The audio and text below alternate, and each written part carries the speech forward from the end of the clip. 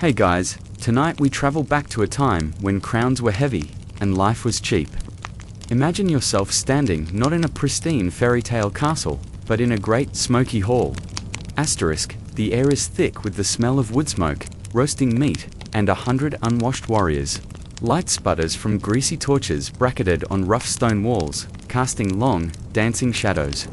This is the court of the Merovingian kings, the first dynasty to rule the Franks.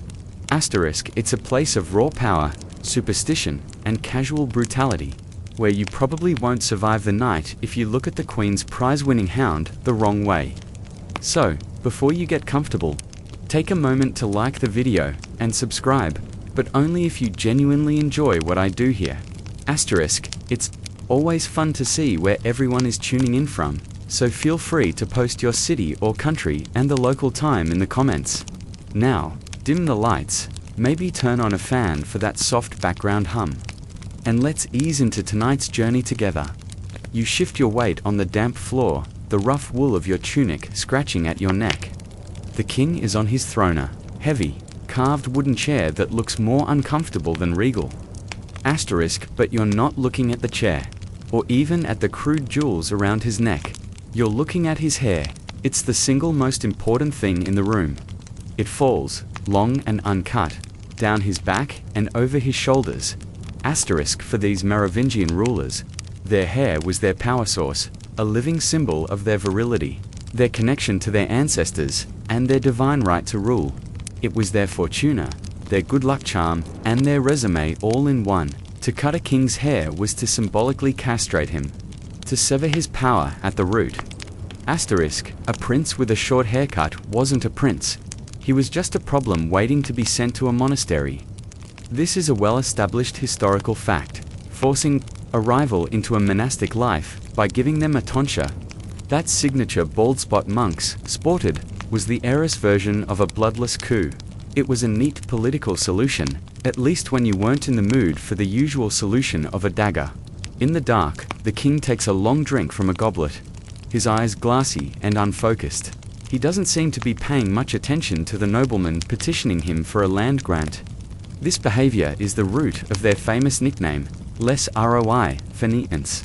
The do-nothing kings. Asterisk, they were painted by later chroniclers as lazy, decadent, and utterly useless rulers who were paraded around once a year in an ox cart for the peasants to see, before being tucked away again in a rural villa. But historians still argue whether this was a fair assessment or simply clever marketing by the ambitious family who would eventually replace them. Asterisk, it's easy to call the guy you just overthrew lazy. It's ancient political spin. Perhaps the kings weren't doing nothing, but were simply delegating, trusting the day-to-day grind to their most powerful official. You watch that very official now. He stands near the throne, a man named the mayor of the palace. He isn't of royal blood, but his tunic is finer than the king's, his posture is straighter, and his eyes are sharp and calculating. Asterisk, while the king stares into his wine, the mayor listens to the petitioner, his lips moving in a quiet whisper to an aide, a slight nod of his head, sealing the deal. Power is shifting right before your eyes, draining from the long-haired man on the throne to the clean-shaven man standing beside it. Asterisk, the air is thick with unspoken tension. Every warrior in this hall, with his braided beard and his heavy throwing axe tucked into his belt, knows the score. They know who gives the real orders, who controls the treasury, and who leads the armies. The king has the sacred hair, but the mayor has the power. Asterisk, it's an unsustainable arrangement.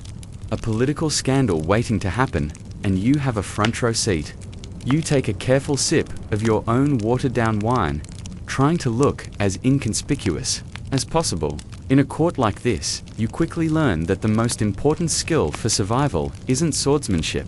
It's the ability to fade into the shadows. The king finally dismisses the petitioner with a limp wave of his hand and slumps further into his throne, his famous hair looking less like a symbol of divine power and more like a heavy, unwashed blanket. Asterisk, your gaze drifts back to the mayor of the palace, the man who is running this kingdom in all but name. This position, mayor of the palace, wasn't always the shadow throne it has become. Originally, it was a household management role, Asterisk, the title literally meant head servant of the house. His job was to manage the king's estates, oversee the staff, and make sure the wine cellars were full. Basically, the most glorified butler in the entire kingdom of the Franks. But over generations, as some kings became more interested in falconry than in finances, the mayors stepped in to fill the void. Asterisk, it's a classic case of institutional creep. Like the it guy who starts by fixing your printer and ends up running the entire company because he's the only one who knows how the servers work. This is the core of the do-nothing king scandal. The Merovingian ruler was slowly being relegated to a purely symbolic existence. You see it happen in real time. While the mayor dictates letters to scribes and hears disputes between powerful dukes, the king might be asked to ceremonially bless a new tapestry. Asterisk, his one major public duty, a well-attested historical fact, was the annual assembly on the Marchfield. Once a year, the king would be brought out from his rural palace, placed in an ox cart drawn by a team of prize oxen, and paraded before the assembled warriors of the realm. Asterisk, he would sit there, looking regal and distant, the living embodiment of the kingdom's luck. Then he would be respectfully escorted back to his villa to continue his life of quiet obscurity. It was a vital ritual, but it was just that, a ritual. He was becoming less of a governor and more of a national mascot. Debate continues over the exact moment when this power shift became irreversible. There was likely no single, dramatic confrontation. It was probably a quiet, creeping transfer of authority. Asterisk, perhaps, it was the first time a mayor signed a royal decree because the king was indisposed, or the first time the army marched on the mayor's command without waiting for the king's seal. Asterisk, it was a revolution in slow motion, happening in the halls of power with the scratch of a stylus on wax and the clink of coins from the mayor's treasury paying the soldiers. The scandal wasn't a bloody coup. It was an administrative one, which is somehow more insidious. You can feel the strange court dynamics this creates. There are still old, proud nobles who trace their lineage back for generations. You see them shoot resentful glances at the mayor, this upstart whose grandfather was just a steward. Asterisk, they might approach the throne later, in the quiet of the evening, and try to whisper sense into the king's ear. Majesty, he gathers too much power. He builds his own network of loyalists. Asterisk, you must reassert your authority. But the king just nods, his eyes distant, more concerned with which hound will accompany him on the morning's hunt.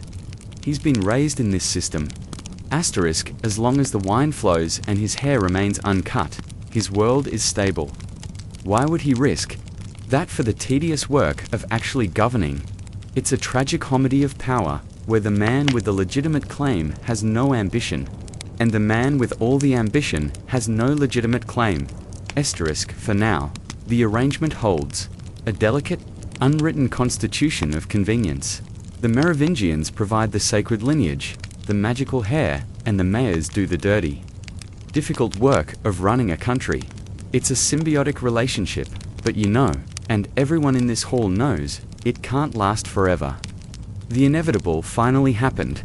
The awkward power-sharing arrangement between the long-haired kings and their powerful mayors reached its logical conclusion.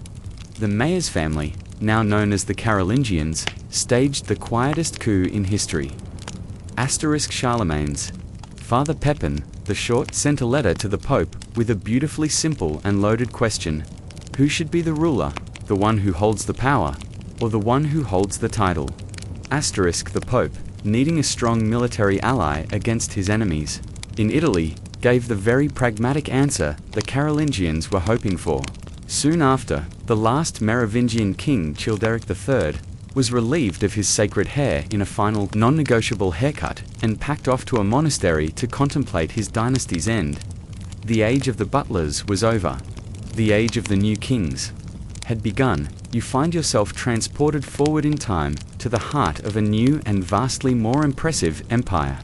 You are in Aachen, the capital of Charles the Great, or Charlemagne. Asterisk, the smoky, chaotic hall of the Merovingians is gone, replaced by a sprawling palace complex of stone and timber. There is a magnificent chapel here, its octagonal design inspired by the great churches of the Eastern Roman Empire. There is a sense of order, of purpose. Scribes hurry through corridors, their arms full of parchment. You hear not just the guttural Frankish tongue, but also the elegant Latin of scholars and the varied dialects of Lombards, Saxons, and Bavarians, drawn to this center of power. At the middle of this web is Charlemagne himself. He is, by all accounts, an intimidating figure for his era, powerfully built, with a thick neck and a piercing gaze that misses nothing. His ambition was boundless, culminating in one of the most famous events in European history. You can almost feel the chill of St. Peter's Basilica in Rome on Christmas Day. In the year 800, Charlemagne kneels in prayer, a powerful king who has conquered vast territories and styles himself the protector of the church. As he rises, Pope Leo III makes a surprise move, placing a golden crown on his head.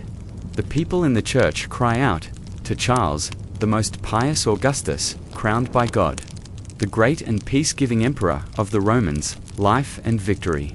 Just like that, the Western Roman Empire was, in theory, reborn. Charlemagne had gone from being king of the Franks to a successor of Caesar, a monumental elevation in status. His biographer claims he was so surprised he said he never would have entered the church had he known. But that's almost certainly a bit of humble bragging for the historical record. But for all this public grandeur and imperial ambition, private life was a far more complicated and scandalous affair. He was a great unifier of territories, but his own household was a sprawling, tangled mess of relationships that defied the very Christian order he claimed to champion. He had, over the course of his life, at least 5 wives and a string of concubines who gave him around 20 children.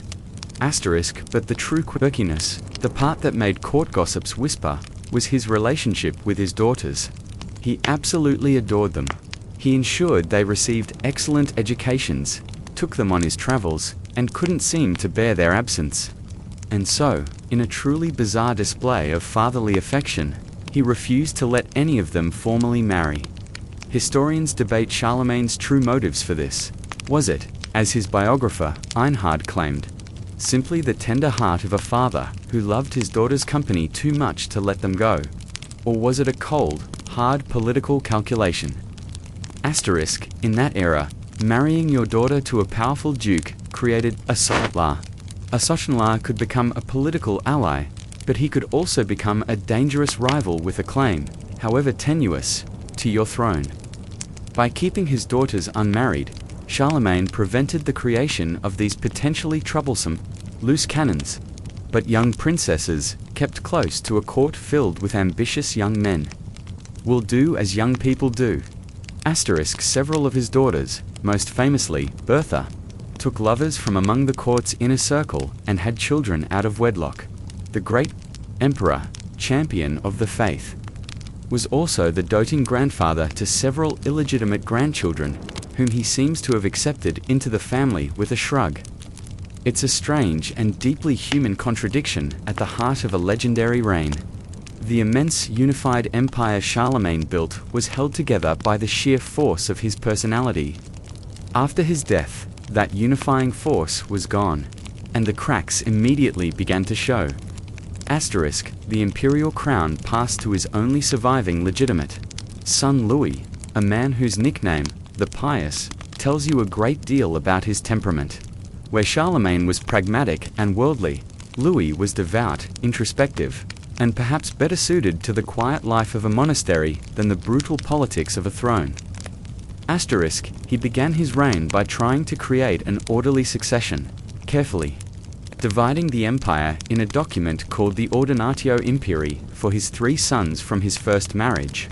It was a neat, tidy plan, and like most neat, tidy plans in history, it was about to be thrown into absolute chaos by a new romance. After his first wife died, the 40-year-old Emperor Louis decided he needed to remarry.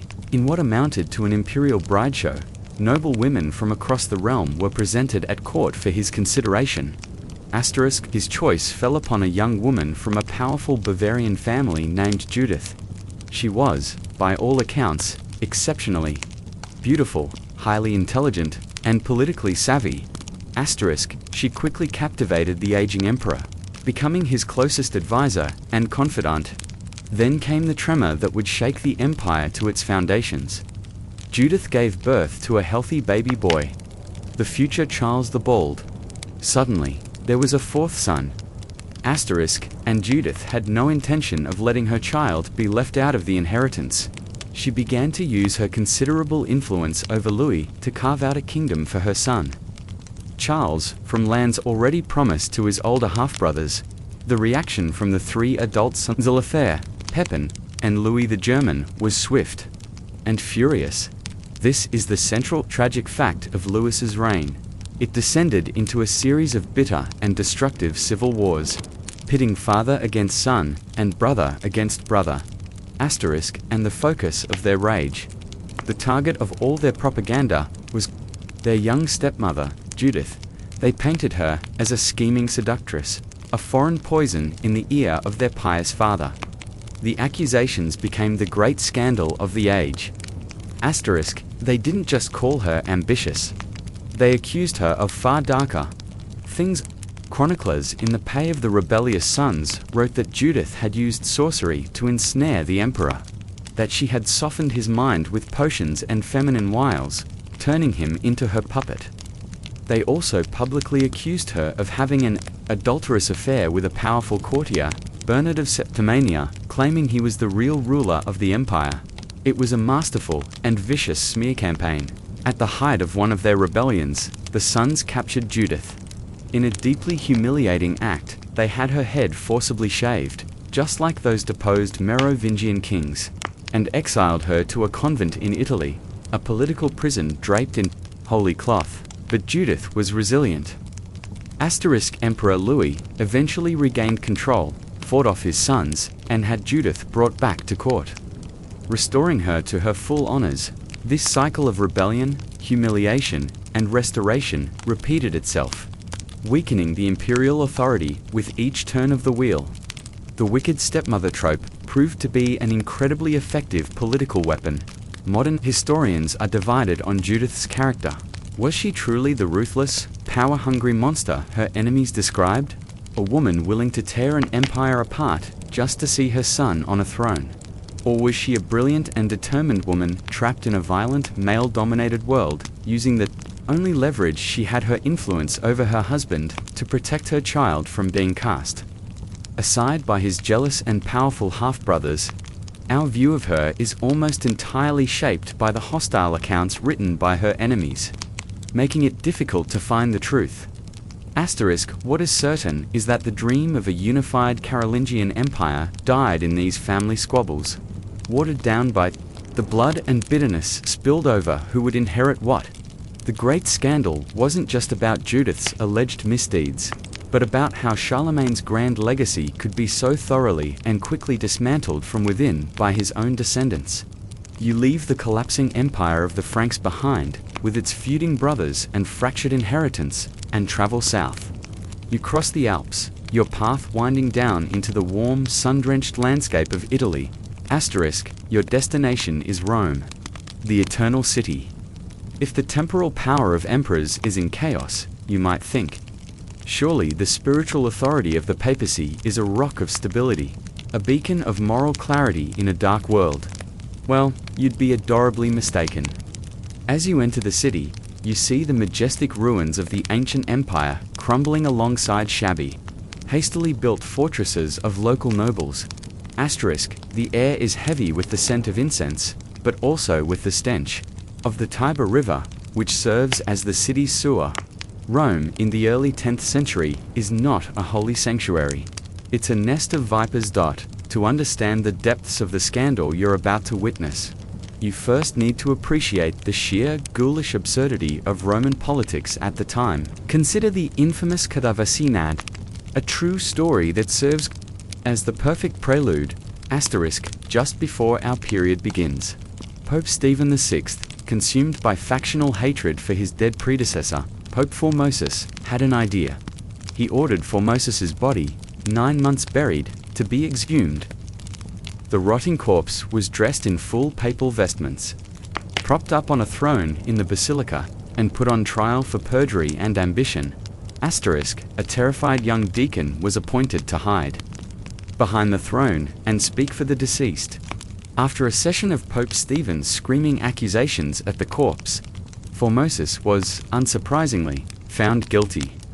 The 3 fingers he had used for blessings were hacked off. His vestments were ripped from his body, and he was dragged through the streets and thrown into the Tiber. It's the ultimate hostile work environment. Review. This ghoulish farce set the stage for an era so corrupt it was later named the Siculum Obscurum, the Dark Age of the Papacy. More sensationally, it's known as the pornocracy, a term that translates roughly to the rule of harlots. This is a mainstream, if controversial, historical label for a period when the highest office in Christendom was dominated by a single, powerful Roman aristocratic family. At its head were the nobleman Theophylact and his wife, Theodora, who held the title Senatrix of Rome. Theodora was the real power player. She was intelligent, ruthless, and she allegedly took the man who would become Pope John X as her lover, maneuvering him onto the papal throne to serve her family's interests. The apple, it seems, did not fall far from the tree. Daughter Marozia learned her mother's lessons well and applied them with even greater ambition. Marozia allegedly began an affair with Pope Sergius III and gave birth to a son. This son would, through his mother's influence, eventually become Pope John XI. Marozia was a master of political marriages, taking a series of powerful dukes and kings as husbands to consolidate her power. She is said to have had her mother's former lover, Pope John X, imprisoned and eventually murdered so she could install a candidate more to her liking. For a time, Marozia was the undisputed Queen of Rome, treating the papacy as her personal property. Now, the extent of Theodora and Marozia's direct power is a matter of some debate among historians. Our main source for these incredibly juicy tales is a bishop named Leotprand of Cremona. He was a fantastic writer, but he was also a bitter political enemy of their family, and his work is dripping with satire and vicious, often misogynistic, attacks. He delights in painting these women as monstrously immoral and power-hungry. So, was Rome truly ruled by these 2 women in a literal sense? Or were they simply shrewd, political operators, whose influence was wildly sensationalized by a hostile narrator after the fact? The truth is likely buried somewhere in the middle. But what is undeniable is that for several decades, the seat of St. Peter was a prize in the brutal game of Roman family politics. A scandal of spiritual authority being utterly consumed by the most worldly of ambitions. Let's leave the sweltering heat and intricate family politics of Rome behind. We travel north, across the Alps, and through the lands of the fractured Carolingian legacy, until we reach the coast. You feel the cold, salty spray on your face as you cross the grey choppy waters of the English Channel and arrive in the kingdom of the Anglo-Saxons at the turn of the 11th century. The land is green and misty, a patchwork of small farming communities, monasteries, and fortified towns, called burhs, but there's a tension in the air, a collective dread that hangs over every coastal settlement. After a welcome period of relative quiet, the longships have returned. The Viking threat, which had been managed and even integrated by previous, more capable kings, is back with a vengeance. And this time, the raids are bigger, better organized, and driven by a relentless hunger for silver. Sitting uneasily on the throne of this beleaguered kingdom is a man burdened with one of the most unfortunate nicknames in all of history, the Unready. But this is where we encounter the first layer of his scandalous reign, because his famous nickname is a mistranslation of a clever and cruel Old English pun. His name, Thellard, is formed from the words meaning noble counsel. The nickname he earned was Unrid, which means no counsel, or more accurately, ill-advised. So, he wasn't tailored the unprepared. He was tailored the king of bad advice. His story isn't one of laziness, but of consistently, almost impressively, disastrous decision-making. His reign was cursed from the start. Having ascended to the throne after his older half-brother, Edward the Martyr, was murdered by members of Ethelred's own household, casting a permanent shadow of suspicion over the young king. Faced with massive new Viking fleets, led by legendary figures like the Norwegian king Olaf Tryggvason and the formidable Svein Forkbeard of Denmark, Thellard and his council of wise men adopted a policy that would define his reign. Asterisk, if you can't beat them, pay them to leave. This was the origin of the infamous Danegeld. You can picture the scene. A heavy, grinding tax is levied across the whole country. Peasants give up their meager savings, churches melt down their sacred chalices, and landowners drain their coffers, all to amass a literal mountain of silver dot.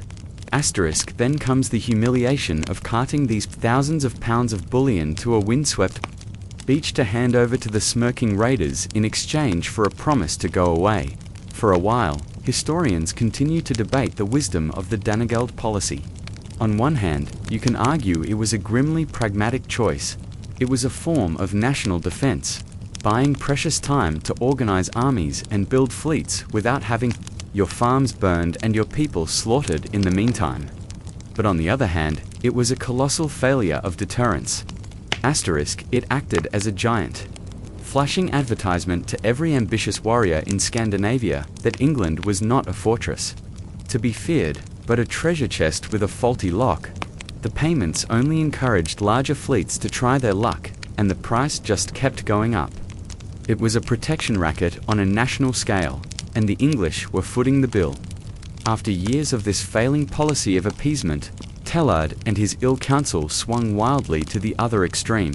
In the year 1002, frustrated and paranoid, the king issued a secret order for a desperate and brutal act. On St. Brice's Day, all Danes living within England were to be killed. Asterisk, it was a state-sanctioned massacre, an attempt at ethnic cleansing, meant to eliminate a perceived fifth column and show strength. It backfired spectacularly. Among the victims was said to be Gunhild, the sister of King Svein Forkbeard himself. Asterisk, this gave the Danish king the perfect justification to transform his profitable raids into a full-blown war of conquest. Lelred's act of calculated cruelty didn't intimidate his enemies. It enraged them and gave them a righteous cause. Asterisk, his reign ended in complete failure. He was eventually driven from his own kingdom, forced into exile, as Svein Forkbeard was crowned King of England.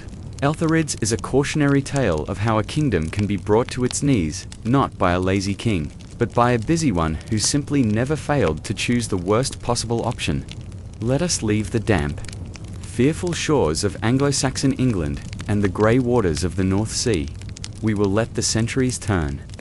Jumping forward from the age of Viking terror to the High Middle Ages, and travel far to the south. Asterisk, you find yourself in the sun-drenched Duchy of Aquitaine, a vast and vibrant land that stretches across southwestern France. The air here is warmer, scented with lavender and wine. Asterisk, this is not the dour, brutal world of the early Frankish kings. This is the birthplace of the troubadours, of intricate poetry, and of a radical new idea called finemas, or courtly love. It is a land that values wit, beauty, and art as much as it values skill with a sword. And at the center of this world, you meet its ruler. She is not a grim, bearded duke, but a young woman named Eleanor. From the moment of her birth, she was one of the most powerful figures in Europe. Asterisk, not just a noblewoman, she was the Duchess of Aquitaine in her own right, the inheritor of lands richer and more extensive than those controlled by her own feudal overlord, the King of France. Asterisk, this cultural milieu shaped her entirely. Her own grandfather, Duke William IX, was famously one of the very first troubadour poets, known for composing clever, worldly, and sometimes shockingly explicit songs. Asterisk, Eleanor grew up in a court that was sophisticated, literate, and far more liberal than the damp, pious halls of the north. She was educated, fiercely intelligent, and she knew her own worth as a teenager. She was married to the heir of France, who would become King Louis VII. It was a classic clash of cultures. The vibrant, worldly duchess was suddenly queen consort. In the more austere and deeply religious Parisian court, Louis was a man who, by all accounts, would have been happier as a monk than as a king. When the Second Crusade was called, Louis felt a holy obligation to go. Eleanor, however, did not see herself as a pious pilgrim who would stay home and pray. She insisted on joining the crusade as the feudal leader of her own contingent of knights from Aquitaine, a powerful duchess ready to play her part on the world stage. This is a mainstream historical fact. She was Queen of France, but also a major feudal power who commanded her own troops on this massive expedition. The journey to the Holy Land was long and arduous, and it's where the first great scandal of Eleanor's life began to blossom. In the sophisticated, cosmopolitan crusader city of Antioch, she was reunited with her handsome, charismatic uncle, Raymond of Poitiers, who ruled the city. They were delighted to see each other. They spoke their shared dialect of southern France. They reminisced, and they stayed up late into the night discussing strategy. To the suspicious and increasingly jealous Louis, this looked terribly improper. Rumors, likely encouraged by Louis's grim-faced advisors, began to fly that Eleanor and her own uncle were engaged in an incestuous affair. The exact nature of her conflict with Louis during the Second Crusade is still debated by historians. The lurid tales of an affair were almost certainly malicious gossip, the easiest way to slander a powerful woman who was stepping outside her prescribed role. The real conflict was likely political. Raymond and Eleanor, who understood the region, advocated for a sound military strategy to attack the Muslim power center at Aleppo. Louis, however, driven by simple piety and poor advice, stubbornly insisted on a pointless and ultimately disastrous march on Jerusalem. Eleanor, by publicly disagreeing with her husband and king on a matter of war, was asserting her authority as a ruler. Louis was humiliated, not by a cheating wife, but by a politically astute one. The crusade failed miserably, and the royal marriage was shattered beyond repair. On the miserable voyage home, Eleanor famously declared that she had married a monk, not a king. Soon after, she got what she wanted, an annulment. She was free, single, and still the Duchess of Aquitaine. The most eligible bachelorette in all of Europe was back on the market, and her next move would stun everyone. You see Eleanor of Aquitaine, freshly single, and the most powerful heiress in Europe, make her next stunning move. She doesn't wait long. A mere 8 weeks after her marriage to the King of France was annulled, she marries Henry, the young, energetic, and ferociously ambitious Duke of Normandy. 2 years later, he ascends to the English throne as King Henry II. Their combined territories, her Aquitaine and his England, Normandy, and Anjou create the colossal Angevin Empire. A sprawling domain stretching from the misty border of Scotland down to the Pyrenees Mountains in Spain. Eleanor, once Queen of France, is now the even more powerful Queen of England. She and Henry would have a famously stormy relationship and a brood of ambitious sons, including the celebrated warrior, Richard the Lionheart, and his younger brother, John. While Richard was off winning glory on the Third Crusade, John was at home, scheming and trying to usurp his brother's throne. He earned the nickname John Lackland because, as the youngest son, he wasn't initially given any significant lands to rule, a slight that seems to have curdled into a lifelong paranoia and resentment. Now, fast forward. Henry is dead. Richard the Lionheart, after a life of fighting, is dead. And John is King of England. You are standing in his court, and the atmosphere is nothing like the vibrant halls of Aquitaine or the pious chambers of Paris. The air is thick with suspicion. John is a king who trusts no one, and whom no one trusts. He is known for his vindictive temper, his greed, and a capacity for cruelty that shocked even his hardened contemporaries. To illustrate the kind of man he was, consider the chilling fate of the de Braose family. William de Braose was a powerful baron who fell out of royal favor. John demanded William's son as a hostage. William's wife, Matilda, refused, famously declaring she would not hand her child over to a king who had murdered his own nephew, a bold reference to the very suspicious disappearance of John's rival for the throne. Arthur of Brittany. John's revenge was not swift and clean. He captured Matilda and her adult son, William Jr., and had them thrown into the dungeons of Windsor Castle. Their only provision was a single sheaf of wheat and a slab of raw bacon. They were then left in the darkness to starve to death, a truly monstrous act of personal vengeance. This personal cruelty, combined with his spectacular military failures in France where he lost the Duchy of Normandy, the heartland of his dynasty, and the relentlessly crushing taxes he imposed to fund his failed wars, led his barons to do the unthinkable. They united and rose up in open rebellion. This rebellion culminated in the most famous event of his reign. You can picture the scene at Runnymede in the summer of 1215. A meadow by the River Thames, filled with the armed camps of furious barons. There, a cornered and seething King John was forced to affix his royal seal to a document they had drafted, the Magna Carta, or Great Charter. It was a list of demands limiting the king's power and asserting that even he was not above the law. It was a landmark moment in the history of constitutional government, and for John, it was the ultimate humiliation. Naturally, he had no intention of honoring it. The charter collapsed into civil war almost immediately. A year later, while on campaign in the east of England, a sick and frantic John made his final, legendary blunder. He needed to cross the wide, treacherous tidal estuary, known as the Wash. He took the longer, safer road himself, but sent his entire baggage train, a caravan groaning with supplies, his treasury, and his personal regalion, a dangerous shortcut. Across the tidal flats. The plan went horribly wrong. The heavy wagons, weighed down with gold and jewels, were caught by the silent, swift-moving tide. The firm sand turned to a soupy, sucking mire. You can almost hear the panicked shouts of the men and the terrified screams of the horses as the carts, treasure, and perhaps the crown jewels themselves were consumed by the murky, swirling water. Whether John actually lost the original crown, jewels of England in the Wash, is a point of contention among scholars. Some argue it was mainly household baggage and cash. The jewels story, an later embellishment. Others insist that priceless ancient symbols of the monarchy were indeed lost forever that day. Whatever the case, the disaster broke him. Already suffering from dysentery, the king's condition worsened, and he died a few days later in Newark Castle, a failed and reviled man.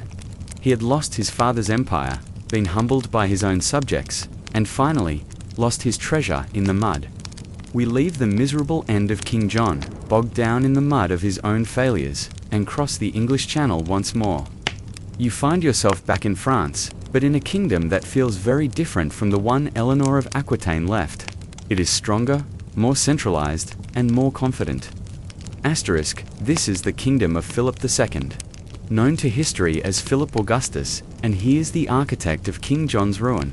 Philip was everything John was not: a patient, cunning, and ruthlessly effective statesman. While John was losing his continental empire, Philip was busy building the foundations of the modern French state. But for all his political genius, his personal life was a Category 5 hurricane of scandal that pitted him against the most powerful pope of the era and plunged his entire kingdom into a spiritual crisis. After his first wife died, leaving him a male heir, Philip needed a new queen. His choice fell on Ingeborg, a Danish princess. The match made perfect political sense. She came with a massive dowry of silver and, more importantly, the promise of the Danish fleet's support for a potential invasion of England. The deal was struck. The princess made the long journey to France, and the wedding took place. And then, on the morning after the wedding, everything went spectacularly wrong. Philip was suddenly, and very publicly, filled with an inexplicable revulsion for his new bride. He recoiled from her presence, and immediately began trying to get rid of her. This is where the story gets truly bizarre. Philip demanded an annulment from his own bishops on the flimsy grounds that they were too closely related. When the Pope refused to ratify it, Philip and his courtiers began to float a more sinister theory. Ingeborg must have used witchcraft to ensnare him, and this dark magic was the source of his horrified reaction. The true reason for Philip's instant loathing of Ingeborg remains a historical puzzle. Contemporary chroniclers were baffled. One writer, with a touch of sarcasm, suggested it might have been something as simple as bad breath. Was it a sudden, panicked realization that her powerful Danish family might be more of a liability than an asset? Or, as some suspect, was his heart already set on another woman, and this whole performance was a manufactured pretext to discard the inconvenient Danish princess? We will likely never know. What we do know is that Ingeborg of Denmark was no pushover.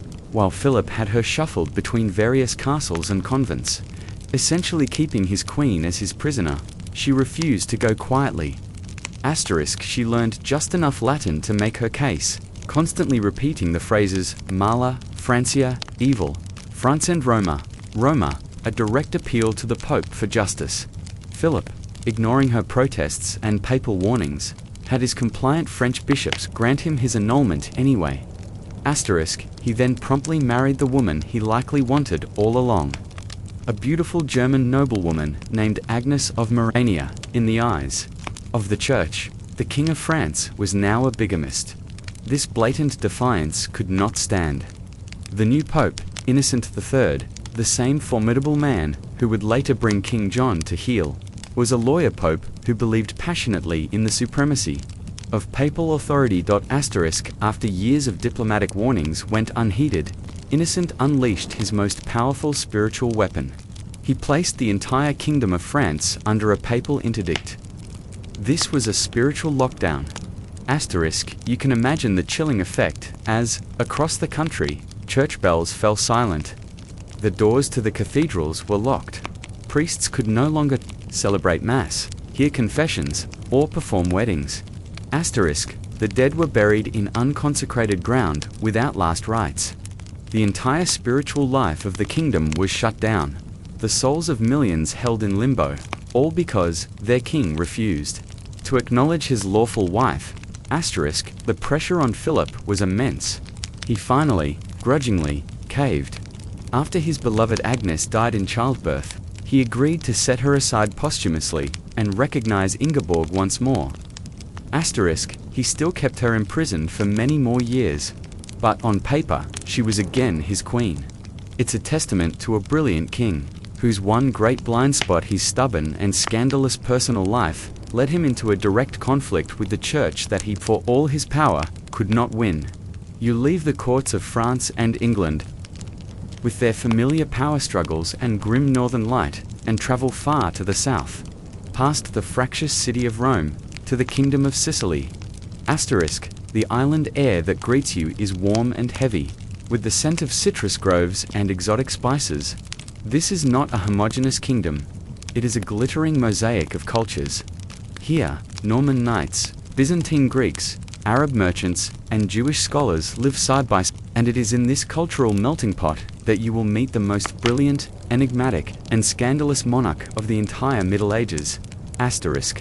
He was a man so dazzling and bewildering to his contemporaries that they gave him the nickname Stupimundita, Wonder of the World. His name is Frederick II, Holy Roman Emperor. Frederick grew up here in the bustling city of Palermo, where the call to prayer from the minarets often mingled with the sound of Latin chants from the cathedral. He was a polyglot, fluent in at least 6 languages, including Arabic. His court was a beacon of intellectual ferment, a place for poets, mathematicians, and philosophers of all 3 Abrahamic faiths. He was endlessly curious, a man who wanted to understand the world through reason and observation, not just through inherited dogma. This curiosity extended famously to the animal kingdom. Frederick was an avid zoologist and the master of a legendary traveling menagerie. When the emperor moved from one palace to another, it wasn't just a column of knights and courtiers. It was a spectacular parade. There were lions, leopards, camels, monkeys, bears, and even an elephant. His most famous and prized creature was a giraffe, a gift from the Sultan of Egypt, which caused a stunned sensation in every Italian town.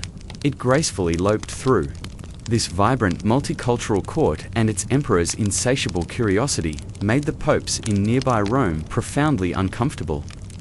They saw Frederick not as a wonder of the world, but as a dangerous heretic, a man they dubbed the Antichrist. As a result, Frederick spent much of his reign in a state of open conflict with the papacy, a mainstream historical fact that defined his career. He was excommunicated multiple times, accused of blasphemy, and of being, in his soul, more of a Muslim sultan than a proper Christian emperor. Papal propaganda worked overtime to blacken his name, spreading rumors that he scoffed at the virgin birth, and believed that Moses, Jesus, and Muhammad were all frauds. The depth of Frederick's personal religious skepticism is a topic of intense scholarly debate. Was he truly a freethinker, a man of science born centuries too early, who questioned the validity of all revealed religion? Or was he a conventionally pious, if intellectually curious, Christian ruler whose reputation was systematically destroyed by a papacy that saw him as its greatest political rival for control of Italy? The truth, as always, is probably more nuanced. He was a man who could found the University of Naples and also consult with astrologers, a man who patronized Muslim scholars while also believing in his divine right as a Christian emperor. The crowning scandal of his reign came when he finally fulfilled his long-delayed promise to go on crusade. He set sail for the Holy Land while under a sentence of excommunication, which was scandalous enough. But instead of launching a bloody holy war, Frederick did the unthinkable. He used diplomacy. Drawing on his knowledge of Arabic and his years of respectful correspondence with the Sultan of Egypt, Al-Kamil, he sat down and negotiated. The two sophisticated rulers found they had much in common and struck a deal.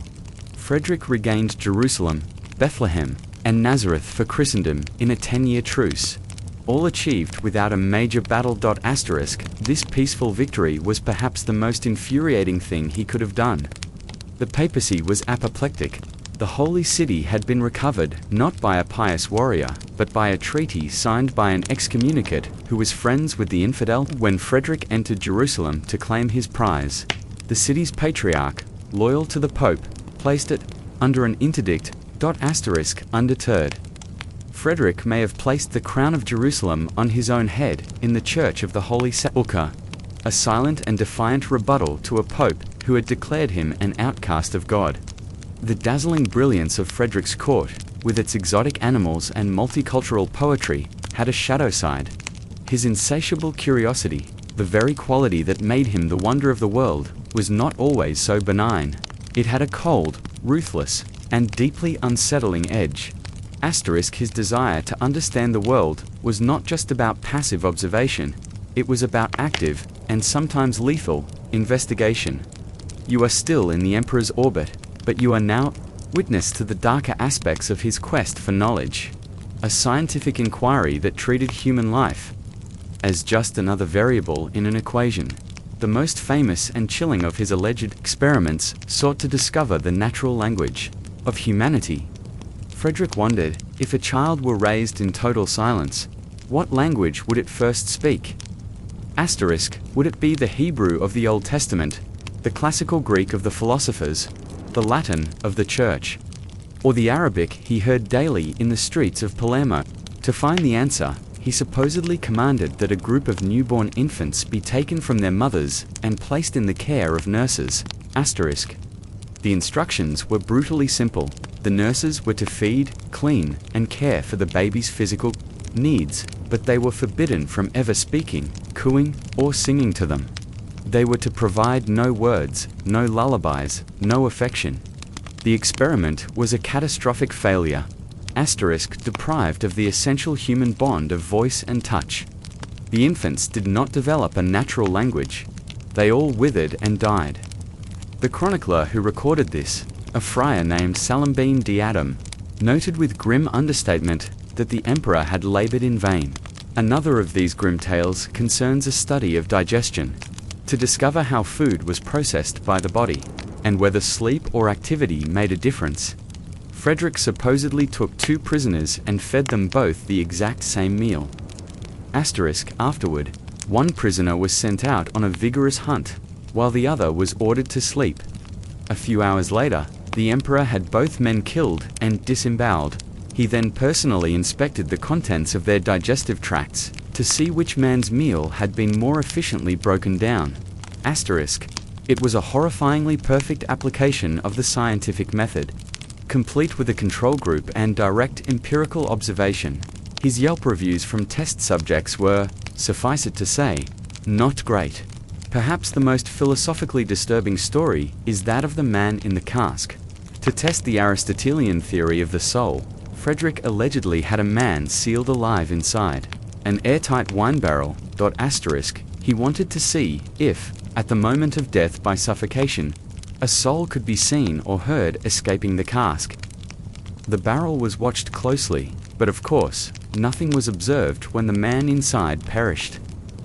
The conclusion, from Frederick's perspective, was that the soul had no measurable substance. That now, it is crucial to note that historians fiercely debate whether these experiments ever actually took place. Our primary source for these stories is the aforementioned Salambin, a Franciscan friar. The Franciscans were deeply loyal to the papacy and were sworn enemies of Frederick. These tales of monstrous cruelty fit perfectly with the papal propaganda that painted the emperor as a godless tyrant who held his subjects' lives in contempt. They could very well be lurid fabrications, a kind of medieval character assassination, designed to make your blood run cold, and yet, the stories grew from a kernel of truth. Frederick was a genuine patron of science. He supported the medical school at Salerno, promoted the study of anatomy, and was the first European ruler to formally standardize the licensing of physicians. His mind was undeniably more empirical than those of his contemporaries. Whether these specific experiments are fact or fiction, they illustrate the deep fear and suspicion he inspired. They created an enduring scandal, a portrait of a mind so modern in its questioning, and so ruthless in its methods, that it seemed to blur the line between genius and monster. Let us leave the sun-drenched, perilous court of Frederick II and travel north once again. We return to France, a kingdom now reaping the benefits of Philip Augustus's shrewd reign. It is more unified and powerful than ever. Philip's son has a brief reign before dying suddenly, leaving the throne to his son Louis IX, a boy of only 12. A collective gasp is heard across the kingdom. A child king means a long, weak regency, perfect opportunity for the great, power-hungry barons of the realm to reclaim the privileges their fathers had lost. They begin to circle, sharpening their knives and plotting their moves, assuming the power is now theirs for the taking. They have made a colossal miscalculation. They have forgotten about the boy's mother, the Queen Regent, Blanche of Castile. You now find yourself in the presence of this remarkable woman. Blanche is Spanish, the granddaughter of the formidable Eleanor of Aquitaine, and she possesses a healthy measure of her grandmother's iron will. In the eyes of the French nobility, she is a double offense. She is a woman, and she is a foreigner. They deeply resent her presence and see her merely as a temporary obstacle to their ambitions. They could not be more wrong. Blanche is fiercely intelligent, deeply pious, and absolutely uncompromising when it comes to defending her son's inheritance. When a coalition of the most powerful nobles in France, including the Duke of Brittany and the Count of Champagne, rises in open rebellion to challenge her rule, they expect her to negotiate or collapse. Instead, she mounts a horse, rallies loyal troops, and personally directs the royal campaigns against them. This is the simple, stunning fact of her life. She was an exceptionally skilled and successful ruler, unable to defeat her on the battlefield or outwit her in the council chamber. Her enemies turned to the last resort of the desperate slander. This is where the scandal of her reign truly ignites. They began a vicious whisper campaign designed to destroy her reputation and moral authority. The most poisonous of these rumors, quirky and deeply malicious tidbit of court gossip. was that the famously devout Queen Blanche was engaged in a secret love affair with the papal legate himself, the Cardinal Romano Bonaventura. It was a politically brilliant smear. It simultaneously questioned her piety, the very foundation of her public image, and cast suspicion on her close alliance with the Church, which was her strongest political support.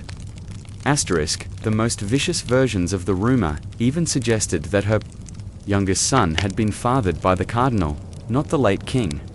Adding another layer of intrigue to this drama was the dashing and powerful nobleman Thibaut IV of Champagne. He was one of the leaders of the rebellion against Blanche.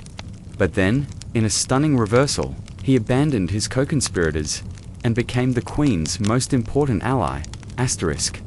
This sudden flip fueled even more romantic speculation. Historians have long debated the precise nature of her relationship with Thibaut of Champagne. Was he, as later troubadours and poets would claim, secretly and madly in love with his beautiful queen, his heart forcing him to her side? Or was Blanche a political grandmaster, skillfully playing on Thibaut's known vacillations and ambitions, using a combination of threats and implied promises to peel him away from the rebellion and shatter its unity? The truth of their dynamic, whether driven by secret passion or cold-blooded strategy, remains one of the great unsolved puzzles of the era. In the end, it didn't matter what they whispered about her. Blanche of Castile triumphed. She faced down every rebellion, navigated every plot, and ignored every slanderous rumor. She not only preserved the throne for her son, but she also strengthened the power of the French crown in the process. When young Louis IX came of age, she handed him a kingdom that was secure, prosperous, and at peace. Her story is a scandal only through the eyes of the powerful men who underestimated her. She was the foreign queen who refused to be a pawn, a regent who ruled with more strength and skill than any of the dukes who plotted against her, proving that a woman's will could be the strongest fortress in the kingdom. You are now in the court of the adult king, Louis IX, the very son whose throne Blanche of Castile so ferociously defended. The atmosphere is different from any you have yet experienced. It is not paranoid like King John's court, nor as intellectually vibrant as Frederick II's. Instead, it is intensely, almost unnervingly, pious. The boy, protected by the she-wolf, grows up to become the ideal Christian monarch. A man so renowned for his personal faith and sense of justice that he will one day be made a saint by the Roman Catholic Church, the only king of France to receive that honor. But as you are about to discover, the path to sainthood can be paved with actions that, to a different eye, look like a scandal of their own. On the surface, Louis's piety is admirable. He is famously accessible to his people, dispensing justice to commoner and noble alike beneath an oak tree in the woods of Vincennes. He is a devoted husband and father. He builds the breathtaking Sainte-Chapelle in Paris, a jewel box of stained glass designed to house the sacred relics he acquired, including what was believed to be Christ's crown of thorns. This is the official story, the one that led to his canonization. But behind the closed doors of his private chambers, his devotion takes on a much harsher, more extreme form. You learn from those closest to him about his secret life of asceticism. Beneath his regal robes, Louis wears a coarse hair shirt, an instrument of penance designed to constantly scratch and irritate his skin, reminding him of earthly suffering. He fasts to such an extent that his advisors worry for his health, and in the most startling display of self-mortification, he regularly has his confessors flog him. You can picture the scene: the King of France, kneeling in his chamber, handing a small whip made of 5 little iron chains to a priest and bidding him to lash his back to atone for humanity's sins. His own loyal friend and biographer, Jean de Joinville, a practical and worldly nobleman, found this behavior deeply unsettling and even tried to talk him out of it. This intense, personal quest for purity had a dark reflection in his public policy. A man who holds himself to such a rigid standard rarely has much tolerance for those who do not share his convictions. The scandal of St. Louis is not one of vice, but but of virtue weaponized. His reign saw a severe hardening of official policy towards heretics and, most notably, the Jewish communities of France. He restricted their ability to lend money, a cornerstone of their economic life. More famously, he issued an edict forcing all Jews to wear a special badger, piece of yellow felton, their outer clothing, a visible mark of public identification and humiliation that separated them from their Christian neighbors. His most infamous act of religious intolerance came in the 1240s, following a public disputation in Paris, where Christian converts from Judaism testified against their former faith. The sacred Jewish text, the Talmud, was put on trial and found guilty of blasphemy. Louis then ordered the confiscation of every volume that could be found. You can imagine the awful spectacle as 24 cartloads of precious handwritten manuscripts, the product of 1,000 years of scholarship and wisdom, were brought to a public square in Paris and consumed in a massive bonfire. For a king who was otherwise a patron of learning, it was a staggering act of cultural destruction, carried out in the name of religious purity. The degree to which Louis's policies were driven by personal conviction versus political expediency is a subject of ongoing discussion. Was he acting purely as a man of his time, a devout believer doing what he thought God demanded of him? Or was there also a shrewd political calculation at play? By establishing himself as Europe's most uncompromising defender of the faith, he solidified his authority, unified his kingdom under a rigid Catholic identity, and proved his saintly credentials to the world. His piety was undoubtedly sincere, but it was also a powerful political tool. His reign is a chilling reminder that a monarch's personal holiness can be the very thing that fuels policies of cruel intolerance. You move forward 2 generations from the pious court of St. Louis and find yourself before his grandson, Philip IV. He is known as Philip le Bel, or the Fair, a nickname owed to his strikingly handsome, yet unnervingly impassive, face. But where the beauty of his grandfather's character lay in his soul, Philip's is only skin deep. Beneath the serene, handsome exterior is a will of pure iron and a mind like a calculating machine.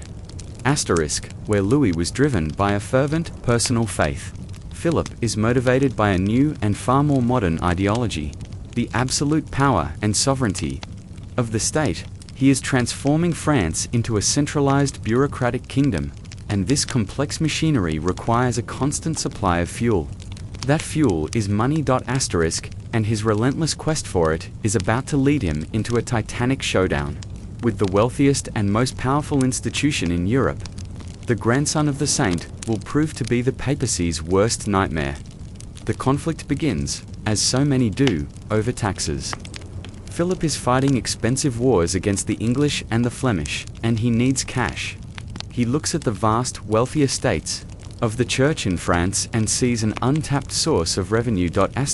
So, he decides to levy a tax on the clergy. The sitting pope, Boniface VIII, is the very opposite of Philip.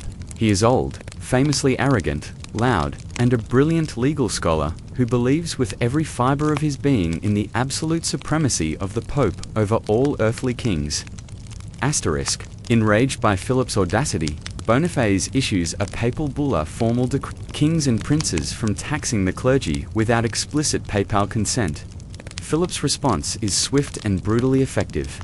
He doesn't argue theology. He simply issues an embargo, banning the export of all gold, silver, and jewels from France to Rome. He cuts off the papacy's primary pipeline of cash. It was a masterstroke of economic warfare. The feud simmers and then boils over.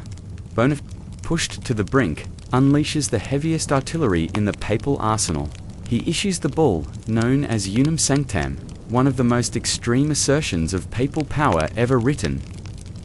In it, he declares that there are 2 swords of authority, the spiritual and the temporal, and the spiritual is supreme over the temporal.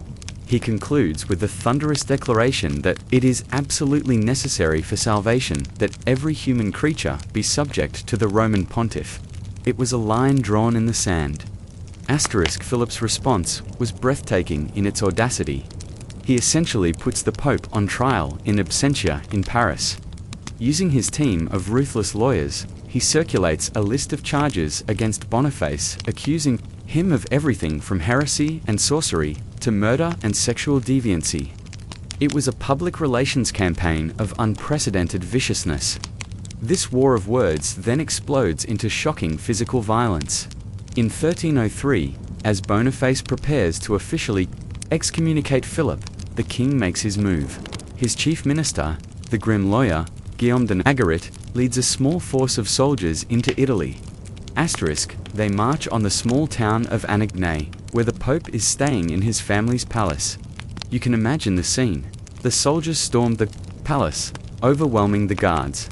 They find the Pope, a defiant old man of 86, waiting for them. He is not hiding. He is seated on his throne, dressed in his full ceremonial robes, holding the keys of St. Peter and a cross, daring them to do their worst. What happens next is the outrage of Anagni. For 3 days, he is held prisoner, threatened, and humiliated. An Italian noble, allied with the French, Sciarra Colonna, allegedly steps forward and slaps the Vicar of Christ across the face with his iron-plated gauntlet. The townspeople of Anagni eventually rally and free the Pope, but the psychological damage is done. The profoundly broken and humiliated Boniface returns to Rome, where he dies just 1 month later. The extent to which Philip IV personally directed these events is debated.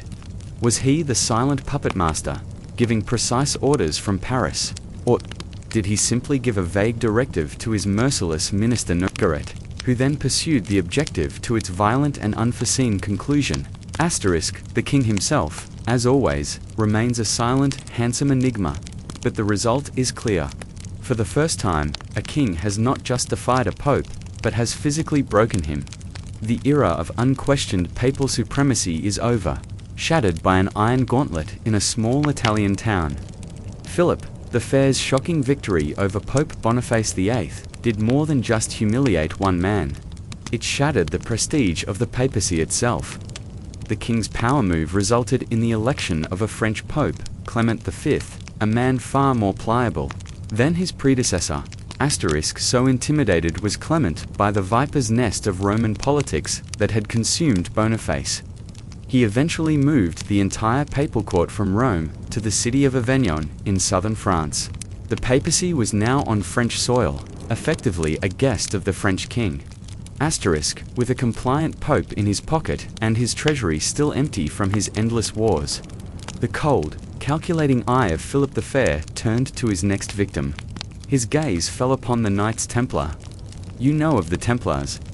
They were the most famous military order in Christendom. The elite warrior monks with their distinctive white mantles and red crosses, founded 2 centuries earlier to protect pilgrims in the Holy Land. Generations of pious donations had transformed them from a humble brotherhood into a staggeringly wealthy multinational enterprise. They owned vast tracts of land across Europe, commanded imposing castles, and, most importantly, operated the most sophisticated and trusted banking system in the world. They were, in effect, the medieval equivalent of a global bank, and King Philip of France was one of their biggest debtors. The Templars had invented international finance. And Philip, you now realize, was about to invent the most brutal form of asset liquidation in history. The attack comes with terrifying speed and precision. In sealed orders sent to his agents throughout the kingdom, Philip lays out his plan. Then, in the pre-dawn darkness of Friday the 13th of October, 1307, the trap is sprung. All across France, at the exact same hour, the king's men storm every Templar house and chapter. They splinter down doors and drag the knights, many of them old men, from their beds. Even the esteemed Grand Master, Jacques de Moore, is arrested in Paris. The operation is a breathtaking display of state power and secrecy. Its sheer coordination sends a ripple of shock and fear across Europe. One of the most respected orders of the Church has been decapitated in a single night. To justify this unprecedented move, Philip's lawyers unleash a firestorm of scandalous accusations.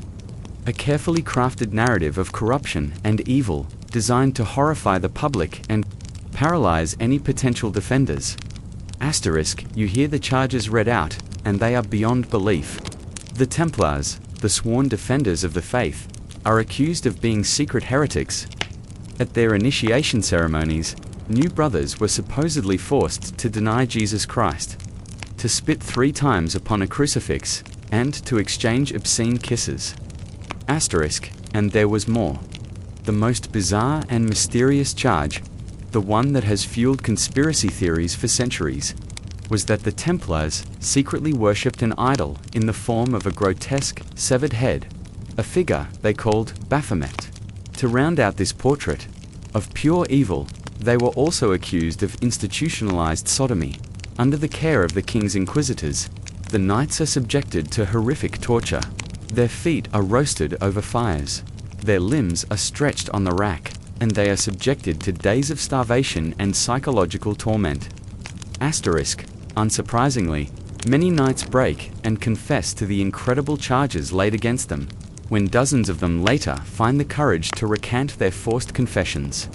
They are promptly handed over to be burned at the stake. As relapsed heretics, whether the Templars were actually guilty of any of these charges is one of history's great debates. Had the secretive order truly degenerated into a decadent, heretical cult? Or were they innocent victims, their confessions nothing more than words spoken under unimaginable agony? Asterisk, the vast majority of modern historians have concluded that the charges were almost entirely a fabrication. A judicial frame-up of epic proportions, ruthlessly orchestrated by a bankrupt king to cancel his debts and expropriate the Templars. Enormous wealth. Asterisk, with a pile of coerced confessions and a weak pope who was in no position to defy him, Philip achieved his goal. In 1312, Pope Clement V officially dissolved the Order of the Knights Templar. Their Grand Master, Jacques de Malle, would be burned at the stake in Paris a few years later, protesting his innocence to the very end. The handsome king had won again. With the fires of the Templar pyres still smouldering, you leave the cold, methodical court of Philip the Fair and cross the English Channel once more. You arrive in a kingdom holding its breath. Asterisk, the fearsome Edward I, the Hammer of the Scots. The Longshanks of legend is dead. He was a king who embodied the medieval ideal of martial power and stern leadership. His son, Edward II, now sits on the throne, and the barons of England, still smarting from the iron-fisted rule of the father, expect the son to be a chip off the old block. Asterisk, they are about to be profoundly disappointed. Edward II is not his father. In a twist of fate, laden with a dark irony, his new bride is Isabella, the daughter of the very same Philip the Fair we just left. A marriage intended to seal a peace between two kingdoms will instead become the fuse that ignites a new and terrible war. You quickly realize that the new king is a man utterly at odds with his position. He is tall and handsome like his father, but he shares none of his interests. He finds tournaments tedious, statecraft a bore, and war an unwelcome distraction from his true passions. Asterisk, to the horror of his court, his preferred hobbies are not those of a king, but of a common laborer. This is the first scandal of his reign. You might catch a glimpse of the King of England not on his throne, but in a smithy, delighting in the craft of shoeing a horse. Asterisk, chroniclers write with open disgust that he enjoys thatching roofs, digging ditches, rowing boats, and swimming, all in the company of grooms, artisans, and peasants. To the rigid, hierarchical mind of a medieval nobleman, this behavior is not just eccentric, it is a deeply shameful abdication of royal dignity. The king's greatest passion, however, is not for his hobbies, but for his friends. Or, more specifically, for one friend in particular, a knight from Gascony named Piers Gaveston. Asterisk, Gaveston is witty, athletic, and charming, but to the established English aristocracy, he is an arrogant, grasping social climber. Edward, ever since he was a prince, has been completely captivated by him. Now that he is king, his affection turns into a scandalous obsession. Asterisk, He showers Gaveston with titles and wealth far beyond his station. He makes him the Earl of Cornwall, a prestigious title traditionally reserved for members of the royal family. He gives Gaveston free reign over the royal treasury. When Edward travels to France for his own wedding to Isabella, he leaves Gaveston to rule England as regent in his absence. A stunning insult to the great barons of the realm. The public humiliation peaks at the coronation feast. You witness the scene. The young Queen Isabella is largely ignored by her new husband. Instead, Edward spends the evening lavishing his attention on Gaveston, who sits beside him, preening in royal purple and, according to some accounts, adorned with jewels that were part of the Queen's own wedding gifts. Asterisk, the message is clear to everyone in the hall. The king prefers his favorite to his wife, and the judgment of a foreign upstart to the council of his own nobility. The precise nature of the relationship between Edward and Gaveston is still debated by historians. Hostile chroniclers of the time described it as a sinful and unnatural affair. Asterisk, was it a homosexual relationship as we might understand it today? Or was it an extremely intense, but perhaps platonic, version of sworn brotherhood, a recognized, medieval pact of loyalty and friendship that Edward simply took to a dangerously obsessive level? We can never know the intimate truth. Asterisk, but in the world of politics, perception is reality. The barons saw a king neglecting his duties, insulting his queen, and elevating a man of low birth above all of them. Their fury grows until it becomes an open political crisis. They repeatedly force Edward to exile Gaveston, but each time the king, lovesick and miserable, finds a way to bring him back. Finally, the conflict erupts into civil war. Asterisk, a powerful group of nobles captures Gaveston. Disregarding a promise of safe passage, they condemn him in a sham trial and have him executed on a lonely hillside. Edward is left utterly heartbroken, but his grief quickly hardens into a burning desire for revenge that will poison the rest of his reign and pave the way for an even more shocking scandal. One orchestrated by the very queen he so foolishly spurned. After the execution of Piers Gaveston, you watch as King Edward II's grief hardens into a cold, vengeful resolve. For years, he plots against the barons who murdered his favorite, and he eventually gets his revenge, defeating them in battle, and executing their leader. Asterisk, but the king, it seems, is incapable of learning from his mistakes. The void, left by Gaveston, is soon filled by a new pair of favorites. Hugh Despenser the elder, and his ambitious son, Hugh the younger. The younger Despenser proves to be even more grasping and power-hungry than Gaveston, and soon he has the king wrapped around his finger, controlling all access to royal power and patronage. Asterisk, and all this time, in the shadows of the court, you see the Queen, Isabella. She has endured years of public humiliation, first by Gaveston, now by the Despensers, who have even stripped her of her English lands and castles. She is the daughter of Philip the Fair, a woman of intelligence and iron will, and her patience has finally run out. Then, Edward makes his fatal blunder. A diplomatic dispute with France requires a delicate touch. In a moment of breathtaking misjudgment, Edward decides that the perfect envoy to send to Paris to negotiate with the French king is his own wife, Isabella, the French king's sister.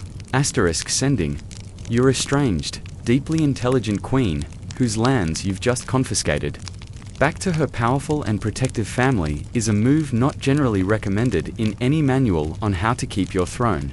In Paris, freed from the suffocating presence of her husband and the Despensers, Isabella flourishes. Asterisk, she tastes freedom. She is treated with the respect due to a queen, and she finds her political footing. She successfully negotiates a peace treaty, but then she does something shocking. She refuses to come home. She issues a public statement, declaring that she will not set foot in England again until the wicked counsellor, Hugh Despenser, is removed from power. The French court suddenly becomes a beacon for all of Edward's exiled enemies. And the most formidable of them all soon arrives. The dashing, battle-hardened Baron Roger Mortimer, who had recently made a daring escape from the Tower of London. Asterisk. You watch as these two figures, the wronged queen and the vengeful Baron find a common cause. Their political alliance soon blossoms into a passionate love affair. And there, in the heart of Paris, they begin to plot the unthinkable. This is the scandal that will rock Christendom, a Queen of England, taking her husband's sworn enemy as her lover, and planning to raise an army to invade her own kingdom and overthrow the king. To fund her expedition, Isabella uses her dowry and a loan from her brother. She also launches a masterful propaganda campaign. Adopting the somber dress of a widow, she portrays herself not as an adulterous invader, but as a grieving wife, forced by circumstance to rescue her husband and the kingdom from the clutches of the evil dispensers. In the autumn of 1326, Isabella and Mortimer land on the English coast with a small force of mercenaries. The result is astonishing. Edward's regime, hollowed out by greed and incompetence, collapses almost overnight. Instead of resistance, Isabella is hailed as a liberator. The powerful lords of England, who despise the dispensers, abandon the king and flock to her banner. The point at which Isabella's mission transformed from diplomacy to a plan for invasion is a matter of historical speculation. Did she leave England with treason already blooming in her heart? Or was the audacious plan only conceived in Paris? Once she saw the support her brother offered and found a willing and capable partner in Roger Mortimer, her true intentions may never be fully known. What is clear is that her invasion is a spectacular success. She and Mortimer become the de facto rulers of England. They hunt down their enemies. Hugh Despenser, the Younger, is subjected to a horrific public execution as a traitor. And finally, King Edward II himself, a fugitive in his own kingdom, is captured in Wales. The she-wolf of France, the neglected queen who endured years of humiliation, now holds the fate of her husband, the king, in her hands. You now witness the final grim act in the tragedy of King Edward II. Queen Isabella and her lover, Roger Mortimer, have won. They control the country, but they face a dangerous and delicate problem. What to do with a living, deposed king?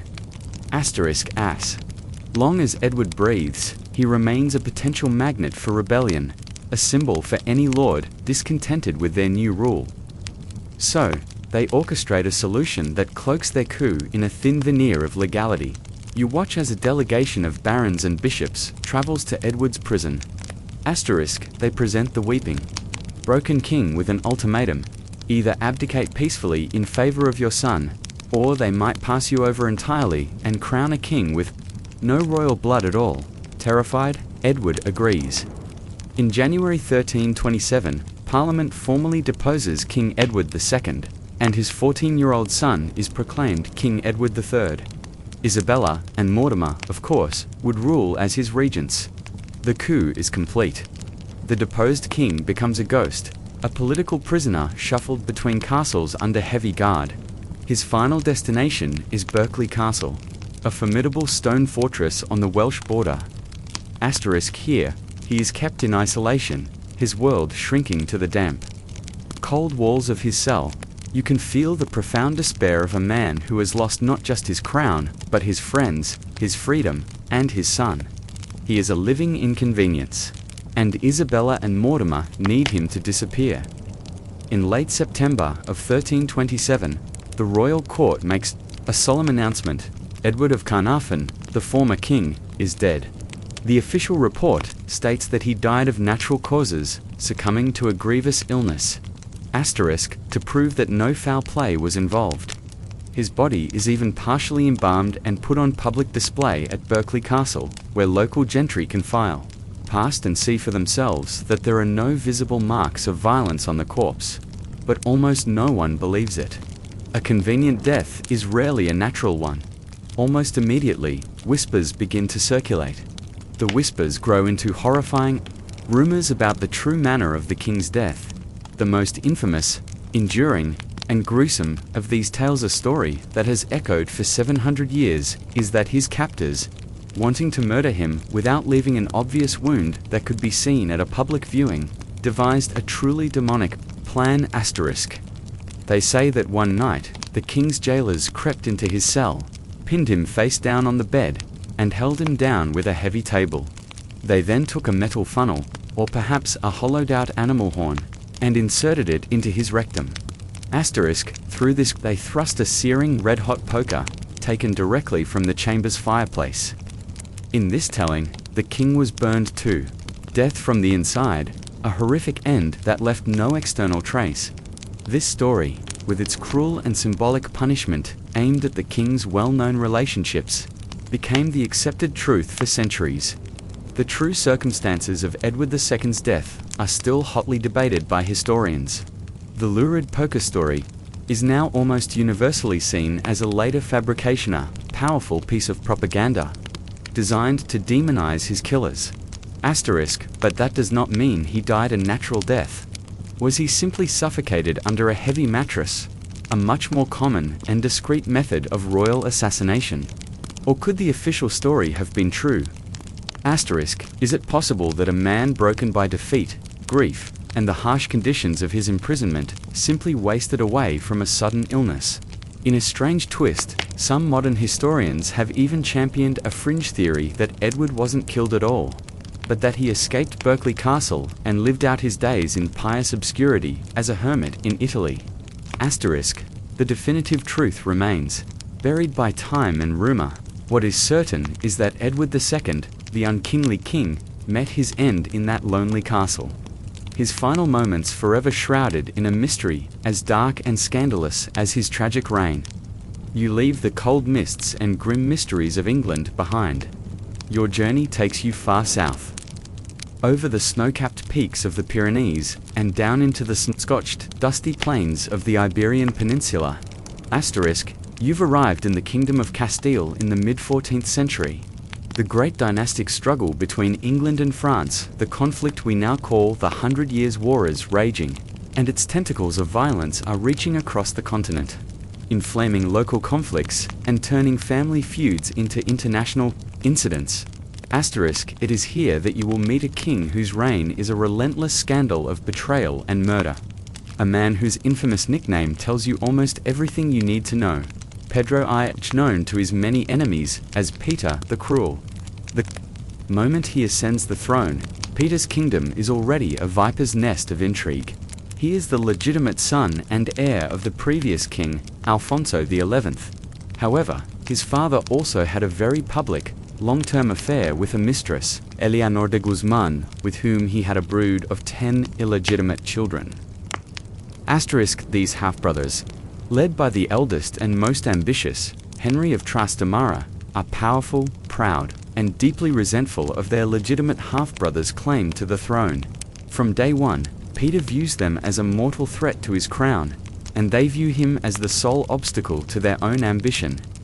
The stage is set for the Castilian Civil War, a brutal, kingdom-spanning, and deeply personal fight to the death between brothers.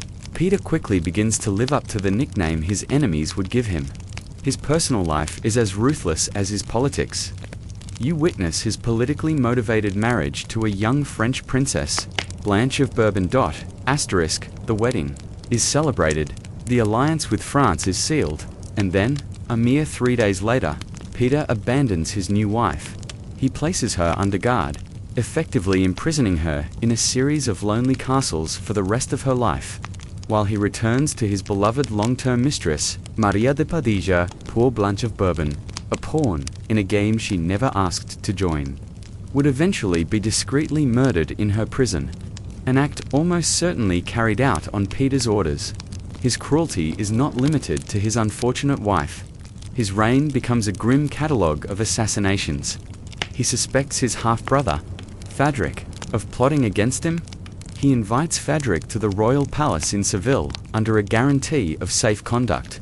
And then, as Fadric stands before him, Peter has his own bodyguards cut the man down. He arranges the murder of his own. And he executes nobles on the faintest suspicion of treason. Family reunions at the Castilian court, you imagine, were notoriously high-stakes affairs. Whether Peter's actions earned him the nickname the Cruel or the Just remains a matter of perspective and historical debate. His supporters, and a number of later historians, argued he was Peter, the Justicia r. They claim his victims were not innocents, but dangerous traitors plotting to usurp a legitimate king. In their view, he was not a tyrant, but a strong ruler, using the brutal, necessary tools of his age to impose royal law and order on a realm threatened by chaos. But his enemies, who ultimately won the war and wrote the histories, painted the portrait of a bloodthirsty, paranoid monster. This bitter civil war soon becomes a proxy conflict within the 100 Years' War. Engi Avid, the usurper, secures the backing of France. So, Peter makes an alliance with England and its fearsome warrior prince, Edward of Woodstock, better known as the Black Prince. For a time, with the help of the elite English longbowmen, Peter's cause prospers. But the Black Prince is quickly disgusted by Peter's dishonorable cruelty and his failure to pay for the army's services. The English abandon the alliance, leaving Peter to face his enemies alone. The end, when it comes, is swift and personal. Lured to a parley, Peter is brought face to face with his half-brother Henry in a tent. After a furious argument, the two men physically grapple with each other, and Henry, pulling a dagger, stabs his brother, killing the king with his own hands. The reign of Peter the Cruel ends in the ultimate act of fratricide, a fittingly bloody conclusion to a life defined by violence and betrayal. Let us leave the bloody conclusion of the Castilian Civil War and travel back in time a few years. We return to France, to the court of Philip the Fair, in the year 1314. On the surface, the kingdom seems to have reached the zenith of its power. The papacy is under French influence, the mighty Templars have been crushed, and King Philip has 3 grown sons, each married to a high-ranking noblewoman. The Capetian dynasty looks secure, destined to rule France for generations to come. But you are about to witness a sordid scandal erupt from the very heart of the royal family. A story of forbidden love and betrayal that will shatter the illusion of stability and help sow the seeds of a catastrophic war. You find yourself at a lavish court entertainment in Paris. The air is thick with the scent of expensive perfumes and the sound of music and laughter. Amidst the finery, your eye is drawn to the king's formidable daughter, Isabella, the young Queen of England, who is visiting from across the channel. You know her story. But here you see her in her youth, sharp, observant, and fiercely loyal. To her father's house, her gaze settles on 2 handsome young knights, the brothers Gautier and Philippe d'Aunay. They are swaggering and confident, but it is not their manner that catches her eye. It is the ornate, embroidered purses that hang from their belts. Isabella recognizes the fine needlework instantly. She herself had given purses just like them as gifts to her sisters-in-law, the wives of her 3 royal brothers. How did these 2 minor knights come to possess such intimate tokens? Suspicious, Isabella takes her concerns to her father, in the icy, unforgiving court of Philip the Fair. This is not a secret you want to have discovered. The king orders a discreet investigation, and what it uncovers sends a shockwave through the kingdom. For the past 3 years, 2 of his daughters, Isla Marguerite of Burgundy, the wife of his eldest son and heir, Louis, and Blanche of Burgundy, the wife of his youngest son, Charles, have been engaged in adulterous affairs with the 2 D'Aunay brothers. Their secret meeting spot was a guard tower on the banks of the River Seine. The Tour de Nesle, the 3rd sister-in-law, Joan of Burgundy, is accused of knowing everything and helping to cover it up. The scandal is absolute. The future queens of France have been sneaking out to a drafty watchtower for illicit trysts with a pair of handsome but insignificant knights. Philip's reaction is not one of sorrow, but of cold, merciless fury. His justice is swift and terrifying. The D'Aunay brothers are arrested and brutally tortured until they confess every detail. Their punishment is made into a gruesome public spectacle. A clear warning to any who would dare to dishonor the royal family. They are flayed alive, castrated, broken on the wheel, and finally hanged. The princesses, while spared execution, face a terrible fate. Marguerite and Blanche have their heads shaved, the ultimate mark of female shame. They are then sentenced to life imprisonment in the dungeons of the fortress of Chateau Galliard, exposed to the wind and rain in cells at the top of the keep. Marguerite will die there under mysterious circumstances within 2 years. The level of guilt of the third princess, Joan of Burgundy, remains a point of contention. Was she an active accomplice, a willing lookout who enabled the affairs? Or was she simply a woman who knew a dangerous secret and, trapped in an impossible position, chose silence only to be condemned by her association? She too is imprisoned. Though her husband, the middle son Philip, refuses to repudiate her and eventually secures her release. But the damage is done. The Tour de Nesle affair is more than a tale of courtly infidelity. It is a dynastic catastrophe. When Marguerite's husband, Louis XI, becomes king and then dies suddenly, the legitimacy of his daughter by Marguerite is thrown into doubt. The throne passes to his brothers, who also die without male heirs. This succession crisis, born directly from the scandal in the Tower, shatters the direct Capetian line and creates the very power vacuum that the kings of England, who descend from Isabella, will use to claim the French throne, sparking the 100 Years' War. A couple of misplaced purses have just helped to plunge 2 kingdoms into a century of bloodshed. You journey forward in time, deep into the heart of the great conflict between England and France. The war that was sparked by dynastic crises and ancient claims, a war you saw foreshadowed in the scandal of the Tour de Nesle, now a grim, generation-spanning reality. You find yourself in the French court of the late 14th century, a place of high fashion, chivalry, and a creeping, anxious dread. The king is Charles VI. In his youth, he was known as Charles Le Bene. The beloved he was handsome, athletic, and popular, a promising ruler who seemed poised to lead France to victory. But you are about to witness a terrible and mysterious affliction. A private tragedy that will become a national catastrophe. This is the scandal not of a king's crimes or his sins, but of a king's mind breaking apart, and his kingdom shattering along with it. The first terrifying sign appears on a sweltering summer day in the year 1392.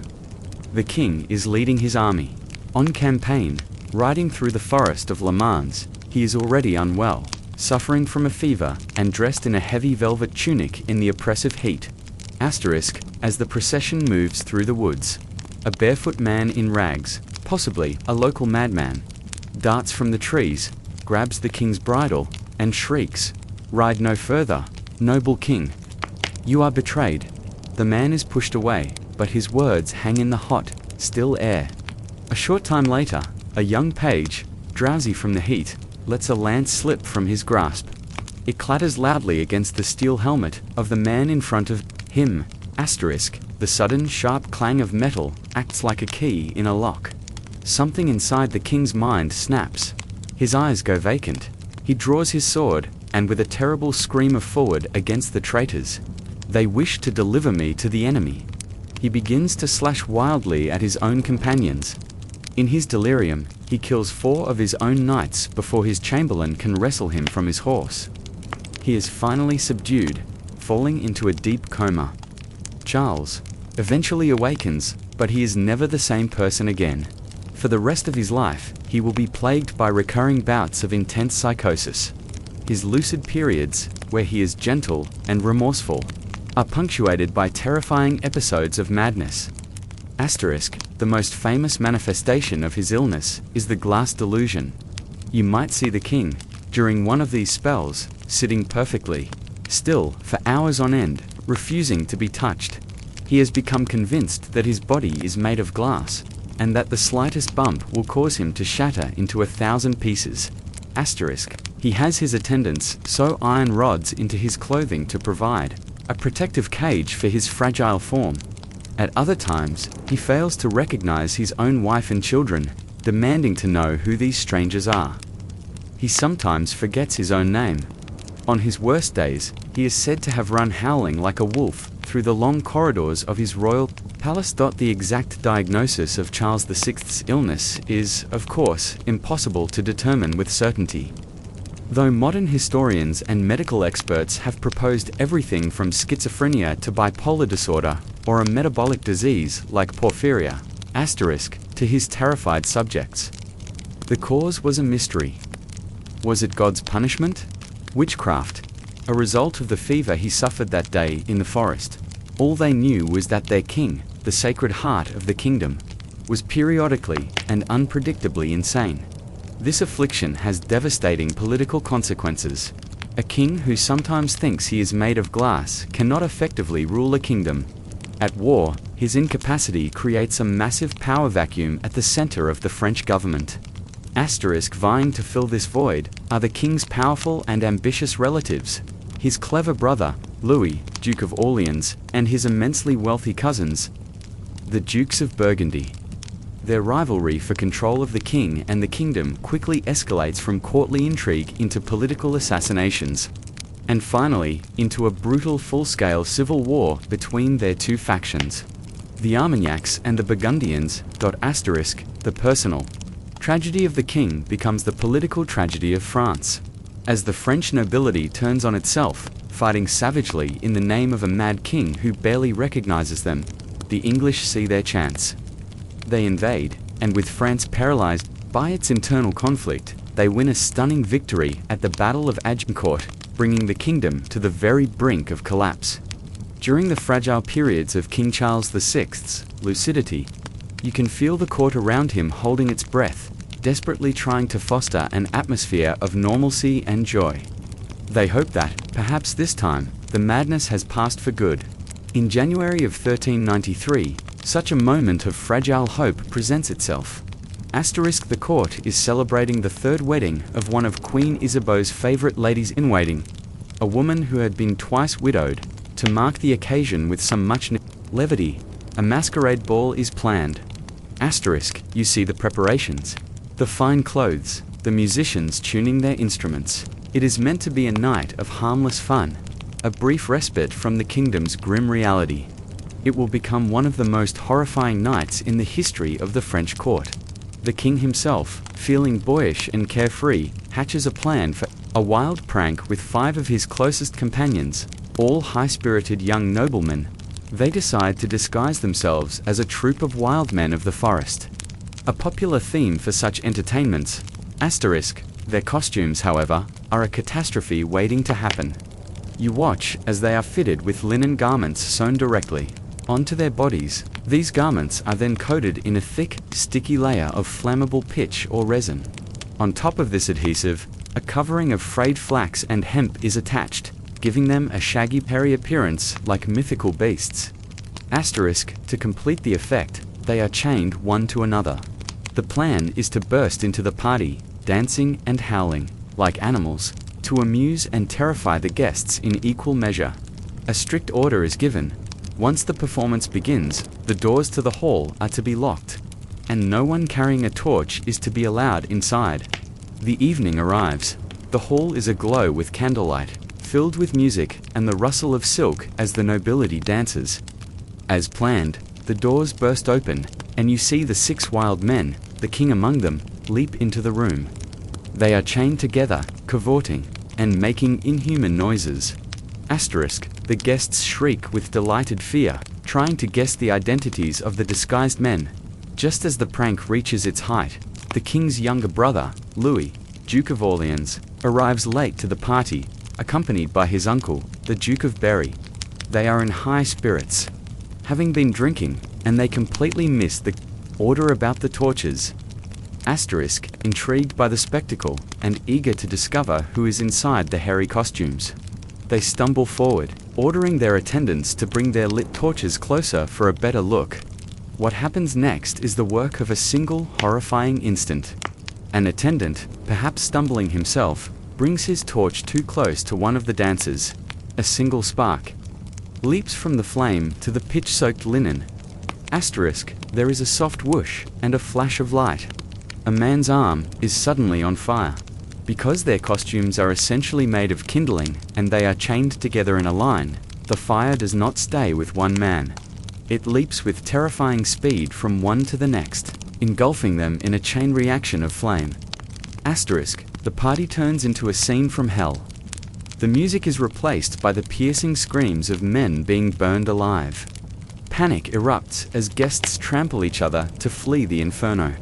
The king, who was at one end of the chain, is about to be consumed by the fire when his aunt, the Duchess of Berry, recognizes him. Thinking fast, she grabs him and throws the heavy fabric of her voluminous skirt and petticoat over him, smothering the flames and saving his life. The aftermath is gruesome. 2 of the knights die on the spot.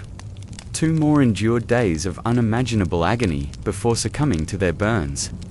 1 nobleman saves himself only by having the presence of mind to break his chains and leap into a giant vat of wine used for washing dishes. The king is physically unharmed, but the psychological trauma of witnessing his friends burned to death before his eyes is immeasurable. The degree of culpability of the king's brother, Louis of Orleans, has been debated. Was it a drunken, tragic accident, or something more sinister? Most agree it was simply aristocratic recklessness on a spectacular scale. Regardless of intent, this event, which becomes known as the Bal des Ardents of the Burning Menace, said to have triggered a severe and immediate relapse of the king's madness, plunging him back into the depths of his private darkness, and the kingdom back into the chaos of his vacant throne. In the gaping power vacuum left by King Charles VI's madness, you see the kingdom of France descend into chaos. The king is a phantom on his own throne, sometimes lucid, sometimes lost in his glass delusion. The real power is being contested in a brutal civil war between the royal dukes of Orleans and Burgundy. As they bleed the country dry with their ambition, you turn your attention to the Queen, Isabeau of Bavaria. When she first arrived in France from Germany, she was a beautiful, celebrated young bride. Now, decades later, as the wife of a madman and the queen of a broken kingdom, she has become, in the eyes of her people, the living symbol of a rotten and decadent court, the most visible scandal surrounding Isabeau is one of extravagant indulgence in the face of national suffering. While French soldiers die on the battlefield and French peasants starve in their war-torn villages, you see the Queen's court as an island of obscene luxury. She is famous for her love of lavish parties, cloth of gold, fine jewels, and exotic perfumes. She and her ladies pioneer outrageous fashions, most notably the hennin, a towering cone-shaped headdress that became a symbol of courtly excess. Legend claims these headdresses grew so tall and elaborate that doorways in the royal palaces had to be widened just to allow the queen and her attendants to pass through. While this is likely an exaggeration, the story perfectly captures the public perception of a queen obsessed with frivolous appearances while her kingdom crumbled around her. This lavish spending, funded by a crushed and overtaxed populace, is seen as a profound moral failure. But Isabeau is not just accused of being a spendthrift. She is seen as a treacherous political schemer. You watch as she attempts to navigate the deadly currents of the Civil War. She seems to have no fixed loyalty, no guiding principle other than her own survival and comfort. For a time, she appears to be allied with the king's brother, the handsome Duke of Orleans, leading to salacious rumors that he is her lover.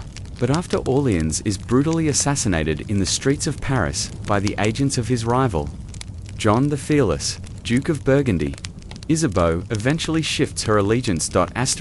She ultimately allies herself with the Burgundian faction, the very people responsible for her former ally's murder. To her many critics, she is a political chameleon without morals, a queen who sides with whomever can best guarantee her access to power and the royal treasury. Her political journey culminates in what is seen as the ultimate act of betrayal, the most profound scandal of her life. The year is 1420.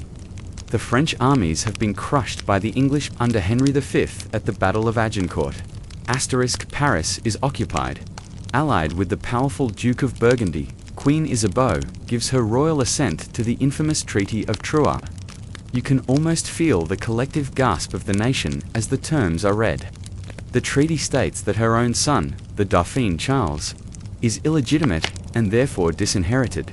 The crown of France will not pass to him.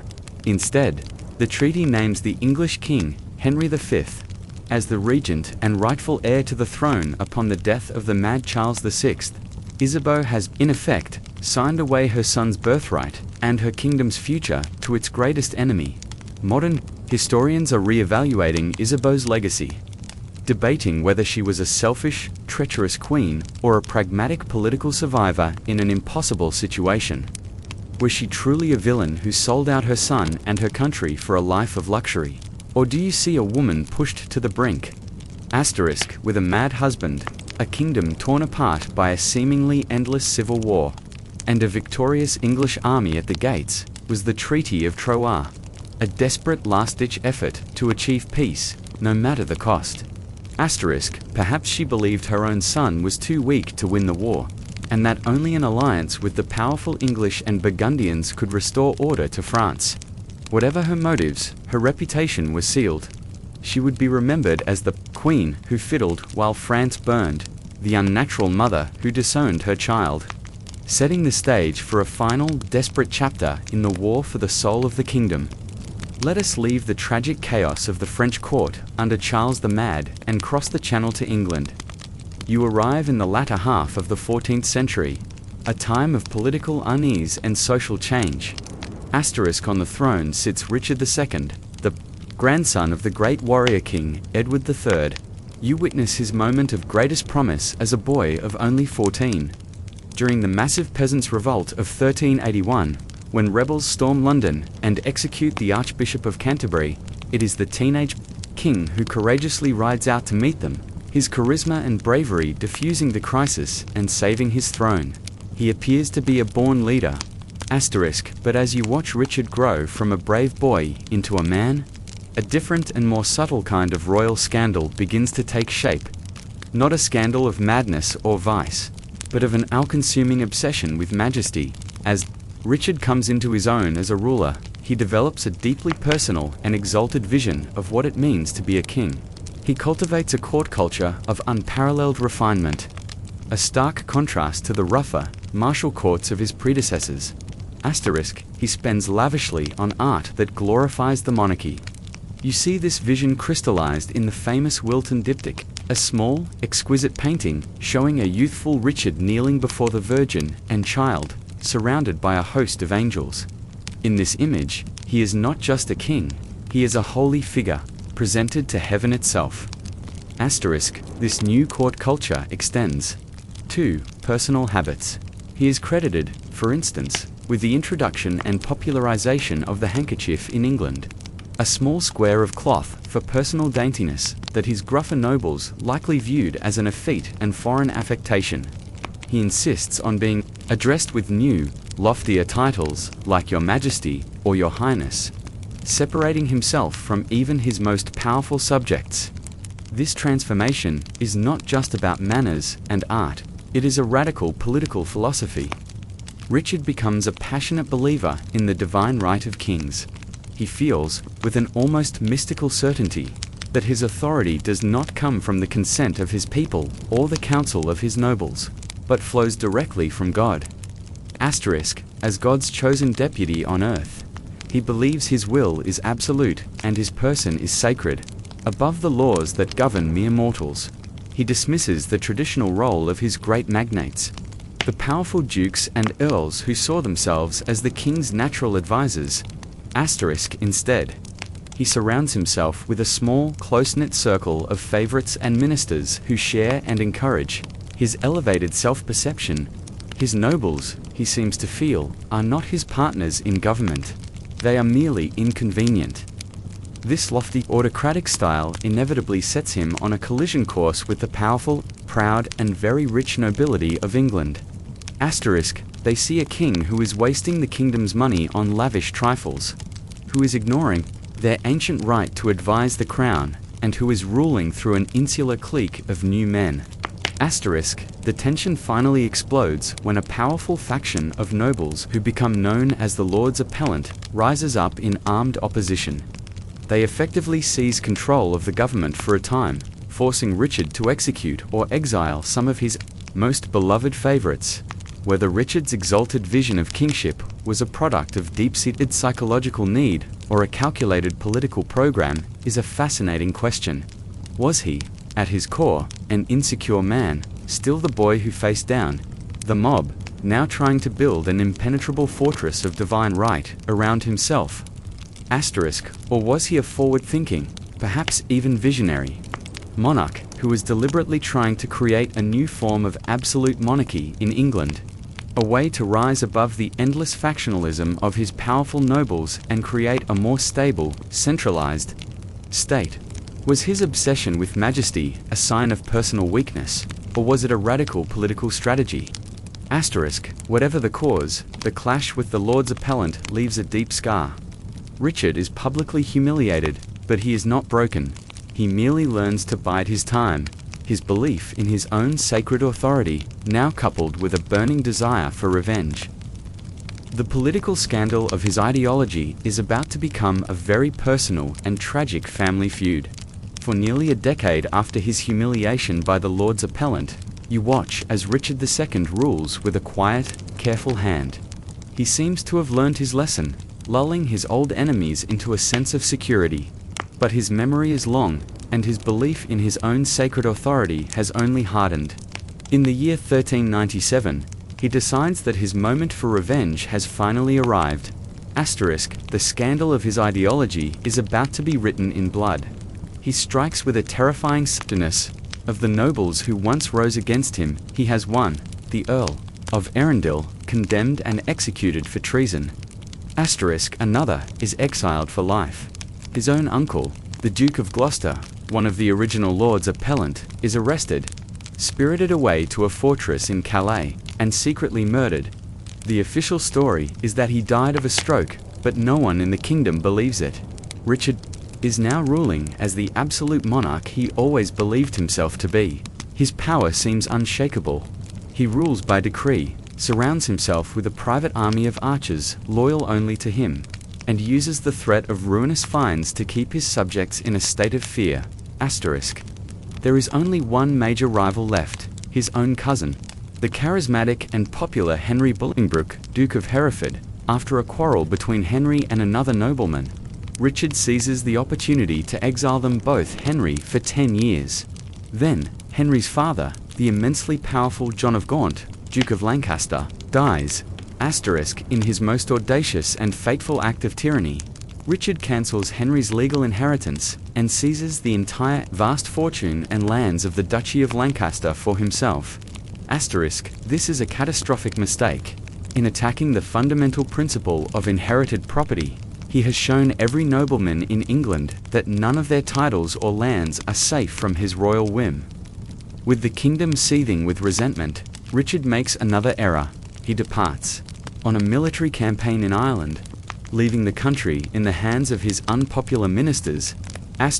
Seeing his chance, Henry Bolingbroke sails from his exile in France and lands on the English coast. He announces that he has only returned to claim his rightful inheritance, the lands and titles of the Duke of Lancaster that the king illegally stole from him. This claim is a rallying cry for every nobleman who feels wronged by Richard. Flock to Henry's banner, and his small force quickly swells into a massive army. When Richard finally returns from Ireland, he finds his kingdom has all but deserted him. A story from the Chronicles captures the moment his authority evaporates. As the two cousins, Richard and Henry, meet for a parley in Wales, Richard's faithful greyhound, Matthew, a dog who had been his constant companion, suddenly leaves his side. The dog runs directly to Henry Bolingbroke, fawning at his feet and wagging his tail as if Henry were his long-lost master. To the superstitious men of the age, this was a powerful and undeniable omen. Even the king's own dog could see that his time was over. Richard's support completely collapses. He is forced to surrender and is taken as a prisoner to the Tower of London. There, he is presented with a long list of his tyrannical acts and is formally deposed by Parliament for breaking his coronation oath. In a scene heavy with tragic irony, the man who believed he was above the law is unmade by it. Henry Bolingbroke, the disinherited duke, is crowned King Henry IV. The deposed king, now known simply as Richard of Bordeaux, is sent north to the grim, isolated fortress of Pontefract Castle. He would not be a prisoner for long. In February of 1400, a few months after his deposition, the new king announces that Richard is dead. The official record states that Richard starved himself to death in prison out of despair, but few historians accept this at face value. The death was simply too convenient. Asterisk, was he deliberately and slowly starved by his jailers, following secret orders from the new king? Was he murdered more violently? The true cause of his death remains a mystery, a dark secret at the foundation of the new Lancastrian dynasty. Richard's obsessive quest for absolute power had led him to an unmarked grave, and in usurping his cousin's throne, Henry IV had sown the seeds of a new and even bloodier civil war to come. Let us leave the cold, damp castles of England and the tragic mystery of Richard II's demise. Our journey takes us south once more, across the Alps and down the length of Italy, to the glittering, sun-drenched shores of the Mediterranean. You arrive in the Kingdom of Naples in the mid-14th century. Asterisk, this is a land of ancient volcanoes, vibrant sea trade, and notoriously volatile politics. Here you will meet a monarch who was a rarity for her time. Not a queen consort, married to a king, but a queen regnant, a woman who inherited the crown and ruled in her own right. Her name is Joanna I, and her long and dramatic reign begins with a shocking murder that will cast a dark shadow over her entire life. You find the young queen trapped in a deeply unhappy political marriage. Since she was a child, she has been betrothed to her cousin, Andrew of Hungary. A match designed to unite two competing branches of the French Angevin dynasty. Asterisk, but the sophisticated and cultured Neapolitan court despises Andrew. They see him as a crude, boorish foreigner. Worse, he is ambitious. He is not content to be the Queen's husband. He and his Hungarian followers are lobbying the Pope hard to have him crowned as a king, to rule alongside Joanna, and perhaps even over her. Asterisk, the powerful barons of Naples, and you suspect Joanna herself, have no intention of ceding power to this unwelcome outsider. The tension within the royal palace is becoming unbearable. One night in the autumn of 1345, the crisis reaches its bloody climax. The royal couple is staying at a castle outside Naples. After they have retired for the evening, one of Andrew's own countrymen knocks on the door, claiming there is urgent business. Andrew is lured from the bedroom into a dark outer gallery. Asterisk, it is an ambush. A group of conspirators attacks him. He fights back fiercely, clinging to the hand of a conspirator and screaming for help. A treacherous servant even feigns a response, then bars the door to the Queen's chamber. Asterisk, the killers finally manage to overpower Andrew. They don't use a simple knife. They strangle him with a silken golden threaded cord, and then hurl his body from a high balcony into the castle garden below. When the king consort is murdered in the royal palace, and his wife, the queen, is the primary political beneficiary, it does tend to raise a few eyebrows. Suspicion immediately falls on Joanna. Did she orchestrate the assassination of her inconvenient husband to secure her own power? Asterisk, the King of Hungary, Andrew's vengeful brother, certainly believed so. He invades Naples, seeking revenge, and Joanna is forced to flee her own kingdom. She makes her way to Avignon in France, the seat of the papacy at the time, to stand trial for her life before the Pope himself. Joanna's guilt or innocence in the murder of her husband is one of the great, unsolved mysteries of the 14th century. Was she a cold-blooded, ruthless young queen who conspired with her lovers and courtiers to eliminate her husband and seize absolute power? This is the version her enemies promoted. Asterisk, or was she a politically naive teenager, a pawn in a game played by powerful Neapolitan barons who murdered her husband without her knowledge, planning to use her compromised position to control the throne? Asterisk, at her dramatic trial, her lawyers put forth a masterful defense, arguing she was too young to have masterminded such a complex plot, and that her will may have even been overcome by witchcraft. For his own political reasons, the Pope officially acquitted her of all charges. Joanna eventually reclaims her kingdom and goes on to rule Naples for over 30 years. Her long reign is a whirlwind of political maneuvering, warfare, and 3 more marriages. But the ghost of Andrew and the scandal of his murder never truly leave her. Her own end proves to be as violent as her beginning. Decades later, she finds herself on the losing side of a new papal dispute. The Great Western, a rival claimant to her throne, backed by the opposing pope, invades her kingdom. Joanna is captured, imprisoned, and finally, smothered to death with a pillow by her captors. It is a grimly ironic end for a queen who spent a lifetime haunted by the whispers surrounding one suspicious death, only to meet her own end in another. Let us leave the warm, treacherous politics of the Mediterranean and the tragic end of Queen Joanna. Our journey now takes us far to the north, to the cold, grey, wind-swept waters of the Baltic Sea. You arrive in the early 15th century to find one of the largest, yet most unstable empires in Christendom, the Kalmar Union. This vast realm joins the 3 crowns of Denmark, Norway and Sweden under a single monarch. At its head is a man named Eric of Pomerania. You are about to witness the story of his reign. A scandal, not of murder, lust, or madness, but one that concludes with perhaps the most bizarre and unexpected career change in all of royal history. Eric inherited this sprawling union from his brilliant great-aunt, Queen Margaret I. She was a political genius who had masterfully forged the 3 kingdoms into one. Eric, however, has all of her ambition but none of her diplomatic skill. He is stubborn, tactless, and prone to expensive, unwinnable wars against German princes to his south. To fund these wars, he imposes heavy taxes across all 3 of his realms. He most famously institutes the Sound dues, a hefty toll on any merchant ship passing through the narrow sound that separates Denmark from Sweden. This enriches the Danish crown, but infuriates the powerful German trading cities of the Hanseatic League and disrupts the economies of his other 2 kingdoms. His policies steadily alienate everyone. He appoints his fellow Danes to nearly all important posts in Norway and Sweden, making the local nobility in those kingdoms feel like second-class subjects.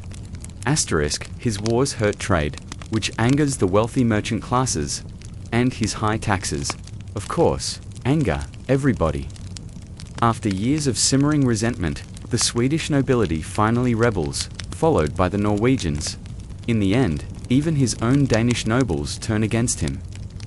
In 1439, after a long and draining struggle, Eric of Pomerania, King of Denmark, Norway, and Sweden, is formally deposed by all 3 of his kingdoms. He has lost everything. This is usually the point where the story of a failed king ends. They might be imprisoned, exiled, or forced into a quiet retirement on some forgotten country estate. Eric, however, chooses a more adventurous path. He refuses to accept his deposition. He retreats to the large, strategically located island of Gotland, a personal possession of his in the middle of the Baltic Sea. From his formidable castle fortress of Visborg, you watch as he embarks on his scandalous second act. The deposed king becomes a pirate. For the next 10 years, the man who was once the crowned monarch of the entire Kalmar Union operates a highly successful pirate enterprise. It is one of the most audacious career pivots in royal history.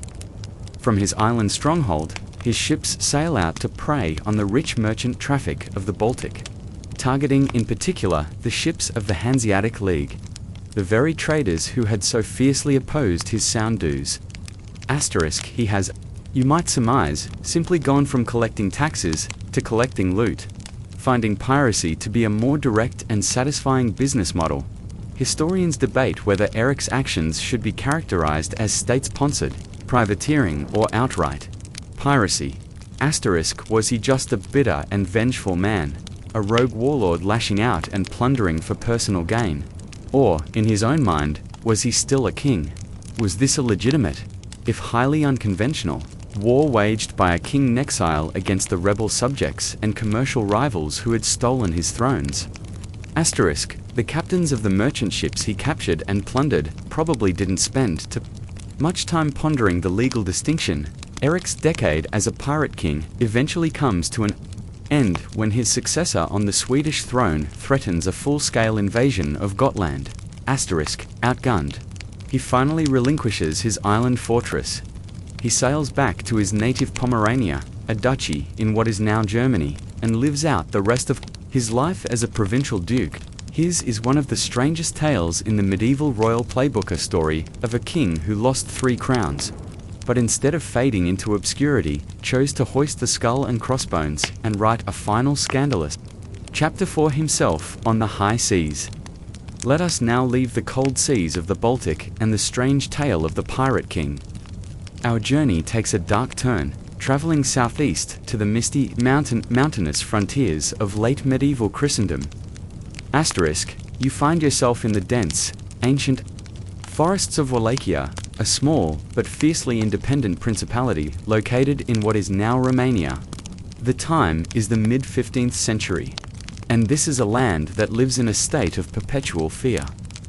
Squeezed between 2 mighty and hostile empires, the Christian kingdom of Hungary to its north, and the seemingly unstoppable war machine of the Ottoman Turks to its south. In this crucible of unending violence and betrayal, you will meet a prince whose very name has become synonymous with terror. But the true scandal of this ruler is not the supernatural legend he would later inspire. It is the cold, calculated, and historical brutality of his reign. His name is Vlad III. You may know him by the name his father bore, Dracula. To understand Vlad, you must understand his world. His royal title is voivode, or prince, but his hold on power is never secure. The Wallachian boyars, the powerful nobles of the realm, are notoriously treacherous. Vlad's own father was assassinated by them, and his older brother was captured, blinded, and buried alive. Vlad himself spent much of his youth as a political hostage, first of the Hungarians and then of the Ottoman Sultan. He learned from a very young age that in his corner of the world, power was not maintained through justice or piety, but through absolute and unwavering terror. He perfected a method of instilling that terror that would make him infamous for all time. You learn that this is a uniquely horrific form of execution. A large wooden stake is sharpened to a point, and the victim is forced down upon it, the pole entering their body from below. The stake is then raised upright, and the person is left to slide slowly down it by their own body weight, a process of unimaginable agony that could take hours, or even days, to end upon finally securing his throne. Vlad immediately uses this weapon to consolidate his power. In one famous incident, he invites hundreds of the most powerful boyars to a great feast. He asks them a simple question: how many princes had they seen rule in their lifetimes?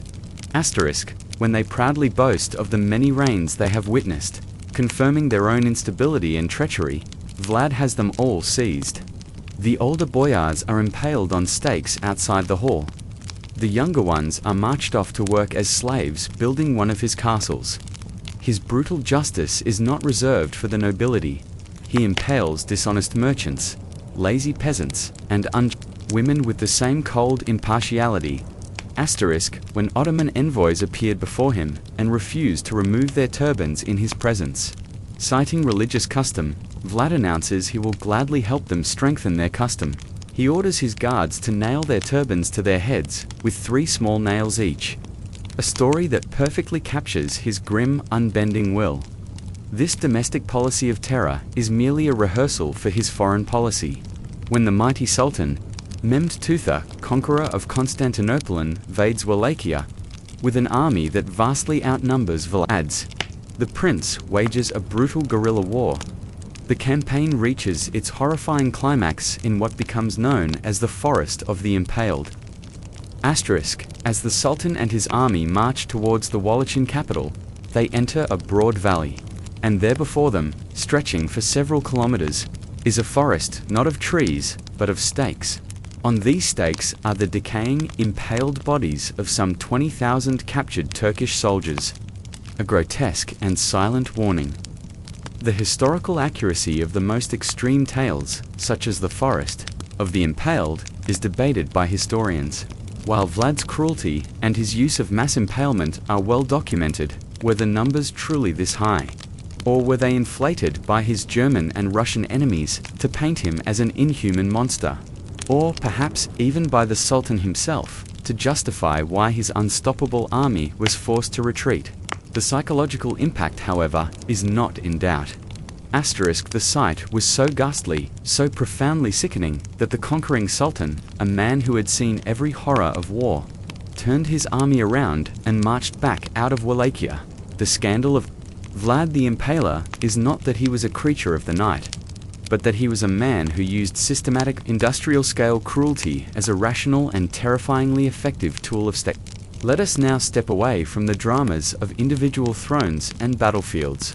For our penultimate section, you will enter a space that every single monarch we have met, from the long-haired Merovingians to the pirate king of the Baltic, would have known and deeply feared. This is the royal sick room. The scandal you will explore now is not one of personal sin, but of systemic, institutionalized ignorance. It is the scandal of medieval medicine itself, a bizarre and often terrifying landscape of faulty science, superstition, and dangerous cures, where the treatment could be infinitely worse than the disease. Before you, the royal physician, a man of great learning and solemnity, explains the core theory of his craft. The human body, he tells you, is governed by 4 essential fluids, or humors: blood, which is hot and moist; phlegm, which is cold and moist; yellow bile, which is hot and dry; and black bile, which is cold and dry. This ancient Greek theory is the absolute bedrock of his practice. Every illness, from a common cold to the madness of a king like Charles VI, is simply an imbalance of these 4 humors. If a king has a fever, it is because he has a surplus of hot, moist blood. If he is melancholic, it is an excess of cold, dry black bile. The solution, therefore, is not to treat the specific symptoms, but to rebalance the humors. Before any treatment begins, however, the physician first consults an elaborate astrological chart. The position of the moon and planets is of paramount importance. To bleed a patient when Mars is in ascension could be fatal. 2. Administer a potion under the wrong sign of the zodiac would render it useless. This is the first, and likely the most harmless step of the process. Once the stars are deemed favorable, you witness the cures. The most common treatment for almost anything is bloodletting. You see the physician make a neat incision in the king's arm, draining a basin of his excess blood. Or, for a more targeted approach, slimy, writhing leeches are placed on the monarch's skin to suck the illness away. You then inspect the royal apothecary, the king's medicine cabinet, and find a pharmacopoeia of earthly and unearthly remedies. You see jars of precious stones ground into a fine powder, emeralds to cure poisoning, sapphires for eye complaints. There is a small, dusty pouch of a substance labeled mumia. This is powdered mummy, one of the most highly prized medicines of the age, made from the ground-up remains of ancient Egyptians shipped from the Holy Land, and prescribed for everything from headaches to internal bleeding. Next to it are potions containing moss scraped from the skull of a hanged man. Spiders swallowed in a lump of butter, and poultices made from animal dung. If a king suffered from gout, a common royal ailment, a physician might prescribe rubbing a live puppy against the inflamed joint to draw out the bad humors. For more serious conditions, the treatments become even more extreme. For a head wound, or for chronic headaches and seizures, the doctor might recommend trepanation. You watch in horror as a hole is carefully drilled into the king's skull with a hand-cranked auger to relieve the pressure on the brain, or to allow the demonic spirit causing the affliction to escape. The actual effectiveness of many of these treatments is, unsurprisingly, a subject of considerable debate among modern medical historians. While some herbal remedies clearly had genuine palliative effects, willow bark as a painkiller, for instance, many mainstream practices were actively harmful. Did bleeding a patient who was already weak from dysentery or infection hasten their death? Almost certainly. How much of any perceived cure was due to the body's own remarkable ability to heal, or to the powerful placebo effect of a suffering patient's faith in their learned confident physician? We can never truly know. It is a sobering final thought, to realize that these mighty rulers, who commanded armies and built empires, were utterly powerless against the simple infection or a burst appendix. They could survive assassins and rebellions, only to be laid low by their own doctor's cure. You stand now at the end of this long and winding path, having walked through the shadowy corridors of medieval power. You have stood witness in the courts of the lazy, the cruel, the mad, and the brilliant. You have seen how the great tapestry of history is woven not just with the grand threads of battles and treaties, but with the smaller, more intimate, and often more fragile threads of human lives. The great lesson, the legacy of all these royal scandals, is that for a monarch, the personal is never truly private. It is always, devastatingly, political. You saw how simple, recognizable human failings could bring a kingdom to its knees. You witnessed King John's paranoia and greed lead him to humiliation at Runnymede and a lonely end in a muddy marsh. You saw Ethelred's disastrous judgment, his ill counsel, invite the very conquest he sought to avoid. These were not evil men, in the way of a storybook villain. They were flawed rulers whose personal shortcomings had national consequences. You saw how a king's private affections could become a public crisis, as with Edward II, whose obsessive love for his favorites alienated his nobility and his queen, ultimately costing him his throne and his life. You saw how even virtue and brilliance, when taken to an extreme, could create scandals of their own. You met the pious St. Louis, whose personal quest for holiness led him to enforce policies of brutal intolerance and cultural destruction. You journeyed to the court of Frederick II, the wonder of the world, whose enlightened intellectual curiosity may have shaded into a monstrous disregard for human life in the name of science.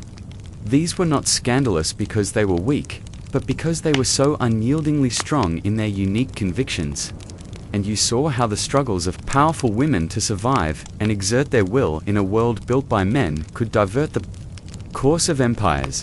You saw Eleanor of Aquitaine navigate to thrones, Isabella of France topple a king, Blanche of Castile outwit a rebellious nobility, and Joanna of Naples rule for decades under a cloud of murderous suspicion. Their very existence as powerful players was, in itself, a scandal to the established order. These were not just juicy court gossip. The consequences were real and seismic. The infidelity of 3 princesses in a tower in Paris led to a dynastic crisis that helped ignite the 100 Years' War. A king's seizure of his cousin's inheritance in England led to the deposition of Richard II and planted the seeds for the century of civil strife known as the Wars of the Roses. A French king's clash with a pope over money and power permanently broke the authority of the church in temporal affairs. The private lives of these kings and queens were the engines of history, their scandals the pivot points upon which the fate of nations turned. They are a timeless reminder that behind every crown, every treaty, and every battle, there is a human heart, with all its passions, flaws, and dangerous secrets. And so, our long journey through these shadowed halls of history now comes to a gentle close. The echoes of their reigns, once so loud with the clash of steel and the murmur of intrigue, now fade into a soft and distant whisper. Let the images that we have conjured together begin to soften and dissolve. The hard glitter of a crown in the torchlight, the deep velvet of a royal robe, the cold stone of a lonely castle wall. Let them all blur and recede into the quiet darkness that surrounds you now. There are no more kingdoms to win or lose tonight. There are no more plots to uncover, no more betrayals to fear, no more pronouncements of guilt or innocence to be made. There is only the stillness of your own quiet space, the gentle weight of your blanket, the soft and steady rhythm of your own peaceful breathing. All of those turbulent lives are long since past, their great struggles are over, and their scandals have been resolved by the great silence of time. They are just stories now, Tales that have drifted through the centuries, carried on the air, only to find you here.